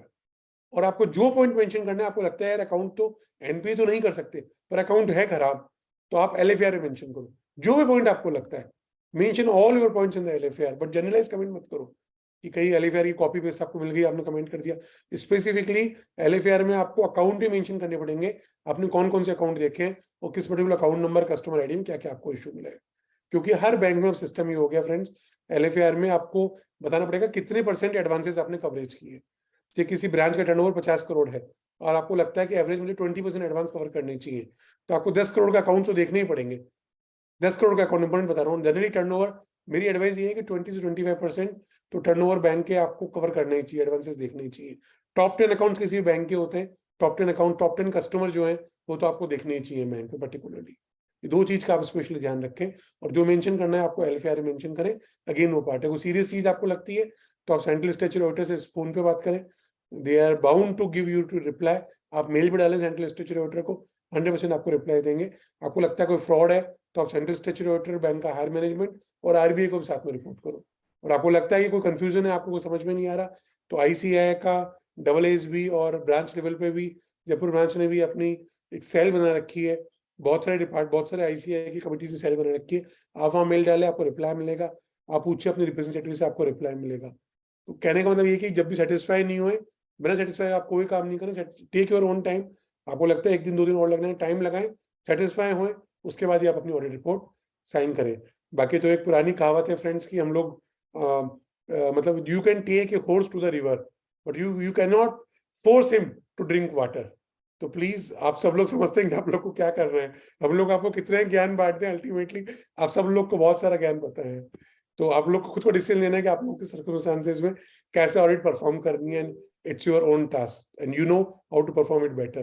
कहते हैं ना, वो खुद ही भाप लेते हैं आसमां की बुलंदी कि तामील नहीं दी आती परिंदों को उड़ने की, पर फिर भी हम लोग कोशिश कर रहे हैं कि कुछ अपने एक्सपीरियंस आपसे शेयर करें, तो शायद ये आपकी प्रैक्टिकल लाइफ में और प्रैक्टिकल ऑडिट में शायद आप लोग के काम रहेंगे। तो बस इतना ही मुझे कहना था। And once again I am thankful to Vikas Yadav ji, founder of this YWCA, and chairman Sikasa ICAI Jaipur, my younger brother, for giving me this opportunity to interact with all of you. तो questions अगर आपके हैं तो विकास, I'm ready to take the questions. Sir एक मेरा छोटा सा question था कि LFAR में अभी जो पॉइंट है उसमें ये था कि आपने कौन कौन से अकाउंट चेक किए उसके बारे में डिटेल्स डालनी रहती है। सर बेसिकली हम डालते जनरली कि हमने 10 अकाउंट की डिटेल डाल दी, तो सर उसमें हमारी क्या जिम्मेदारी है, मतलब जो अकाउंट हमने डाले, या किस तरीके से कौन से अकाउंट डालने चाहिए उसमें? देखिए बहुत इंपॉर्टेंट क्वेश्चन है विकास आपका, और मेरा रिप्लाई भी इक्वल एंड इंपॉर्टेंट है। सब लोग प्लीज ध्यान से सुने। आप अकाउंट चाहे 20 ही देखें, और वो 20 अकाउंट थॉरली देखने पड़ेंगे आपको। आप सेलेक्ट कर सकते हैं अकाउंट्स को, पर उस अकाउंट्स में क्या कंडक्ट आपको देखना है वो आप सेलेक्ट नहीं कर सकते। वो अकाउंट आपको पूरा थॉरली देखने पड़ेंगे। उस अकाउंट का कंडक्ट कैसा है पूरे साल भर का, उस अकाउंट में इंस्पेक्शन हुआ है कि नहीं हुआ है, प्रोसेसिंग फीस लगी है कि नहीं लगी है, स्टॉक ऑडिट रिपोर्ट अगर है तो प्रॉपर है कि नहीं प्रॉपर है। आपको लगता है किसी कस्टमर की विजिट भी करनी है तो आप बैंक वाले को साथ लेकर जाओ, कस्टमर को विजिट भी करो, उसका वीडियो बनाओ, फोटो ले कस्टमर की, वहाँ पे कोई प्रॉब्लम नहीं है, पर बैंक वाले को साथ जरूर लेकर जाना है। तो अगर आपने अकाउंट सेलेक्ट कर लिए कोई प्रॉब्लम नहीं है। 50 करोड़ के लिमिट में से बैंक के टर्नओवर 10 करोड़ का अकाउंट देखो, 15 देखो, आप 20 देखो, कोई प्रॉब्लम नहीं है। पर जो अकाउंट आपने देखे हैं ना विकास, उसको आपको थॉरली देखना पड़ेगा। उसमें फिर आप सिलेक्शन नहीं कर सकते, सर मैंने इस अकाउंट को केवल 6 महीने का ही देखा था, बाकी 6 महीने का नहीं देखा। उसमें फिर आपकी लायबिलिटी रेस्ट्रिक्ट नहीं हो सकती। सैम्पलिंग अपन करते हैं ऑडिट में, वो अपन लिखते भी हैं, वो आप रेस्ट्रिक्ट कर सकते हो अपने आप को सैम्पलिंग करके, पर जो अकाउंट आपने देख लिए उसमें आपकी पूरी रिस्पॉन्सिबिलिटी है, डिटेल थॉरो स्क्रूटनी आपको करनी पड़ेगी अकाउंट्स की। एक मेरी तरफ से एक लास्ट क्वेश्चन छोटा सा, कि सर जो ऑडिट रिपोर्ट के जो सबमिट करने की बात रहती है उसमें बैंक की अभी काफी प्रेशर है कि आप इतनी तारीख से पहले ऑडिट करें, इस बार टाइमलाइंस का कुछ काफी फाउंडेशन है। कुछ बैंक्स ने तो लिख के भी दिया है कि अगर आप इस तारीख से पहले सबमिट नहीं करेंगे तो आपकी फीस शायद उसके रिगार्डिंग भी उसके रिलैक्सेशन आया भी है सर। तो इसके रिगार्डिंग सर आपका क्या व्यू है कि ऑडिट रिपोर्ट मतलब बाद तक सबमिट कर सकते हैं टाइमलाइन के रिगार्डिंग सर? देखिए विकास, इसकी एक पूरी प्रोसेस है। मैंने आपको सबसे पहले बताया, चलो चेकलिस्ट आप दो बैंक को, जैसे मैंने भी अपनी ब्रांचों के हम ऑडिट करते हैं, हमने हमारा एक पूरा एक आप देखोगे ना स्पाइरल बना रखा है, ये हमारा खुद का इंटरनल स्पाइरल है जो हमने बनाया पूरा चेकलिस्ट सर्कुलर के साथ में। हमारी जो भी टीम जिस ब्रांचेस में जा रही है सबके हाथ में सर्कुलर है, और बैंक वाला सर्कुलर को देखता है, वो घबराया था सर्कुलर को देख के कि ऑडिटर पूरी तैयारी करके आया है।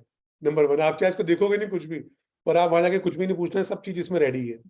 सबसे पहले आप चेकलिस्ट ब्रांच को मेल कीजिए, अपने 100 पेज की चेकलिस्ट, 100 पन्नों की चेकलिस्ट बना दीजिए, 100 पॉइंट्स की 50 पॉइंट चेकलिस्ट बनाइए, और जो चीज आपको चाहिए वो तो उसमें मेंशन करो ही करो। उसके अलावा कोई चीज ऐसी है जो ठीक है आ जाए तो ठीक है, अदरवाइज आपका काम उससे हैम्पर नहीं हो रहा, वो भी आप मेंशन करो, क्योंकि किसी भी केस में बैंक वाला आपको 50% 60% या चेकलिस्ट के पॉइंट नहीं दे सकता। और कभी भी ऑडिट लेट होती है, हमारे पास हमेशा पॉइंट है, सर हमने चेकलिस्ट दी है, हमने रिमाइंडर भी डाला है, जब तक हमको डॉक्यूमेंट्स नहीं मिलेंगे ऑडिट कंक्लूड कैसे कर सकते हैं। नंबर 1, चेकलिस्ट तो है ब्रांच में जाने की पहले की कहानी। जब आप ऑडिट स्टार्ट कर दो उसके बाद हर 2 दिन में ब्रांच को आप मेल डालो, रिमाइंडर मेल, और 10 नई चीज बैंक से आप मान लो, 10 नई चीज ब्रांच से आप मान लो, सर हमको ये भी चाहिए, ये भी चाहिए, आपका अकाउंट नहीं है, आपके पास टाइम अवेलेबल नहीं हो पा रहा, ये फाइलें नहीं मिल पा रही, स्टॉक की रिपोर्ट नहीं हो पा रही। आप हमेशा पेंडेंसी छोड़ो ब्रांच के पास में, पेंडेंसी आपके एंड पे नहीं होनी चाहिए कि आपकी एंड पे पेंडेंसी और ऑडिट कंप्लीट नहीं हो पा रही है। हमेशा पेंडेंसी ब्रांच के एंड पे होनी चाहिए, बैंक के एंड पे होनी चाहिए कि भैया हमने इतनी चीज लिख के दे रखी है, आप दे ही नहीं रहे, आपका अकाउंट ही स्लो चल रहा है, दिन भर में हम केवल 20 अकाउंट दे पा रहे हैं, आपके कस्टमर के ट्रांजेक्शन इतने चल रहे हैं, आपका सिस्टम बिजी रहता है। ये चीज आप मेल पे लिखो, हर डे एंड पे एक मेल डाल दो ब्रांच में, और ब्रांच मैनेजर पूछे साहब ये क्या, अरे सर कुछ ही नहीं, इग्नोर करो, आप छोड़ो। पर वो मेल आपके लास्ट में काम आएगी, जब आपका बैंक का zonal office regional office pressure करेगा ना आपको, सर केवल आप ही की रिपोर्ट बची है। ये सेट डायलॉग मैं 18 साल से देखते आ रहा हूँ, सर केवल पूरे जोन में केवल आप ही की रिपोर्ट बची है और सारे ब्रांचों की रिपोर्ट चलेगी, जबकि होता है कि 50% 60% ब्रांचेस की रिपोर्ट नहीं आई होती। तो स्पेसिफिकली आपको अपनी डेली एक क्वेरी डालनी है, डेली रिमाइंडर डालना है, और बैंक के पार्ट पे पेंडेंसी दिखानी है, तभी आप उनसे एक्स्ट्रा टाइम ले सकते हो। और फिर भी नहीं है तो टेक योर टाइम, 1 दिन 2 दिन 3 दिन आप एक्स्ट्रा लो, सेंट्रल स्टैट्यूटरी को आप मेल डाल दो कि सर इस ब्रांच में ये रीजन है, मेरे को टाइम एक्स्ट्रा लग रहा है। कोई बैंक वाला रीजनल ऑफिस जोनल ऑफिस आपको फोर्स नहीं कर सकता। हमने हर ऑल्टरनेट ईयर में हमको सिचुएशन देखने को मिलती है, और हम हर साल ऑडिट रिपोर्ट साइन करते हैं, तो कोई प्रॉब्लम नहीं हो। आज तक कोई आरबीआई ने हमको ब्लैक लिस्ट नहीं किया, आज तक कभी किसी बैंक ने ब्लैक लिस्ट नहीं किया। ये सब बैंकों की टैक्टिक्स है, पर रीजनेबल टाइम आप लो। आप किसी ब्रांच में जा रहे हो, 3 दिन 5 दिन 7 दिन ले, कोई प्रॉब्लम नहीं है, पर अगर आप 15-15 दिन ले लोगे ऑडिट में, 20-20 दिन ले लोगे, तो प्लीज इट्स नॉट रीजनेबिलिटी। आपको रीजनेबल टीम लगानी है, आपने एक ही आदमी लगा दिया और आप बोल रहे हो सर 5 दिन 10 दिन और लगेंगे, ये रीजनेबिलिटी नहीं है। रीजनेबिलिटी कॉज्ड है तो bank is bound to give you time extend, बाकी कोई प्रेशर नहीं है, आराम से काम करो, जबरदस्ती बिल्कुल साइन नहीं करना, सेटिस्फाई होकर ऑडिट रिपोर्ट साइन करनी है। ये सर मतलब सर करेक्ट ये है कि टाइम जितना भी लगे ऑडिट क्वालिटी के साथ समझौता नहीं करना है 100% ऑडिट क्वालिटी के पास। और जिन बैंकों ने टाइम के लिए फोर्स किया तो उनका भी एक वापस से अपने स्टैट्यूटरी ऑडिटर्स को एक मेल भी आ गया है कि आप क्वालिटी से कहीं कॉम्प्रोमाइज नहीं करना। और अगर आप क्वालिटी से अभी कॉम्प्रोमाइज कर लोगे बैंक के प्रेशर से फ्रेंड, तो आपको आईसीआई नहीं छोड़ेगा, आपको आरबीआई नहीं छोड़ेगा, आपको नफरा नहीं छोड़ेगा। तो आप सोच लो कि आपको बैंक का प्रेशर झेलना है या बाद में इन एजेंसीज का प्रेशर झेलना है, it is only up to you. Vikas, एक क्वेश्चन मुझे चैट बॉक्स में दिख रहा है, साहिल ने क्वेश्चन पूछा है, sir PC is generally adjusted on FIFO basis not order wise. तो फ्रेंड्स, पीसी जब बैंक सैंक्शन करता है तो 2 तरह का उसमें सिस्टम चलता है। Number 1 is running account PC facility. अगर बैंक ने रनिंग अकाउंट पीसी फैसिलिटी दिया है तो फिर वो फीफो वाइज ही चलेगा, रनिंग चलता रहेगा, आ रहा है जा रहा है, आ रहा है जा रहा है, आ रहा है जा रहा है। अगर रनिंग अकाउंट पीसी फैसिलिटी नहीं है तो फिर पीसी हमेशा बिल टू बिल लिक्विडेट होता है। इस बिल के मैंने एक्सपोर्ट ऑर्डर लिया अगेंस्ट में, तो इसी बिल का पहले लिक्विडेट होगा, तो वो बिल टू बिल चलेगा, उसमें फीफो बिल्कुल नहीं चलेगा। अगर रनिंग अकाउंट नहीं है, रनिंग अकाउंट है तो फिर वो फीफो चलेगा। तो आई होप मैंने जो क्वेश्चन थे विकास सबका आंसर कर दिया है। Thank you so much sir, बहुत अच्छे से आपने जो प्रैक्टिकल जो इश्यूज जो बैंक में आते हैं सर वो आपने एक्सप्लेन किए sir, thank you so much. अब बिजी शेड्यूल में टाइम निकाल के thank you sir. Thank you. और विकास, आप सब लोगों को ये बोलिए कि कोई प्रॉब्लम हो तो आप जैसे लीडर्स है हर जगह इंस्टीट्यूट में, किसी को प्रॉब्लम आती है तो आपसे बात करें, हमसे बात करें, अनिल Yes, जी sir. बैठे सिस्टम जो लोग सबसे बात करें, पर कोई थ्रेट में नहीं है, किसी के थ्रेट से घबराए नहीं, बिल्कुल परेशान नहीं हुए। Thank you sir.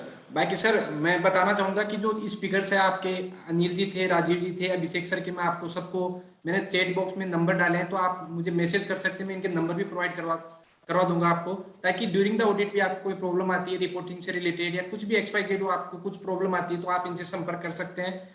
और भी अगर आपको LFR के रिगार्डिंग कोई आपको फॉर्मेट चाहिए, या जो सर ने अभी चेकलिस्ट बताई कि कौन सी चेकलिस्ट पे दी, उसकी रिगार्डिंग भी आपको कुछ चाहिए तो आप मुझे मेल कर सकते हैं, मैसेज कर सकते हैं, मैं आपको ये प्रोवाइड करवा दूंगा। बाकी और भी कुछ PPT है जो राजीव सर की रह गई है, वो आपको इस पे मिल जाएगी। बाकी YWCA का मेल आया हुआ है, मेल ID के ऊपर भी आप डाल सकते हैं। पूरी कोशिश रहेगी सर, जब तक आपकी बैंक ऑडिट फाइनल सबमिट नहीं हो जाए तब तक जितनी क्वेरीज या जितनी हेल्प कर सकते हैं वो पूरा अवेलेबल रहेंगे sir. Thank you so much sir. Thank you. Thank you.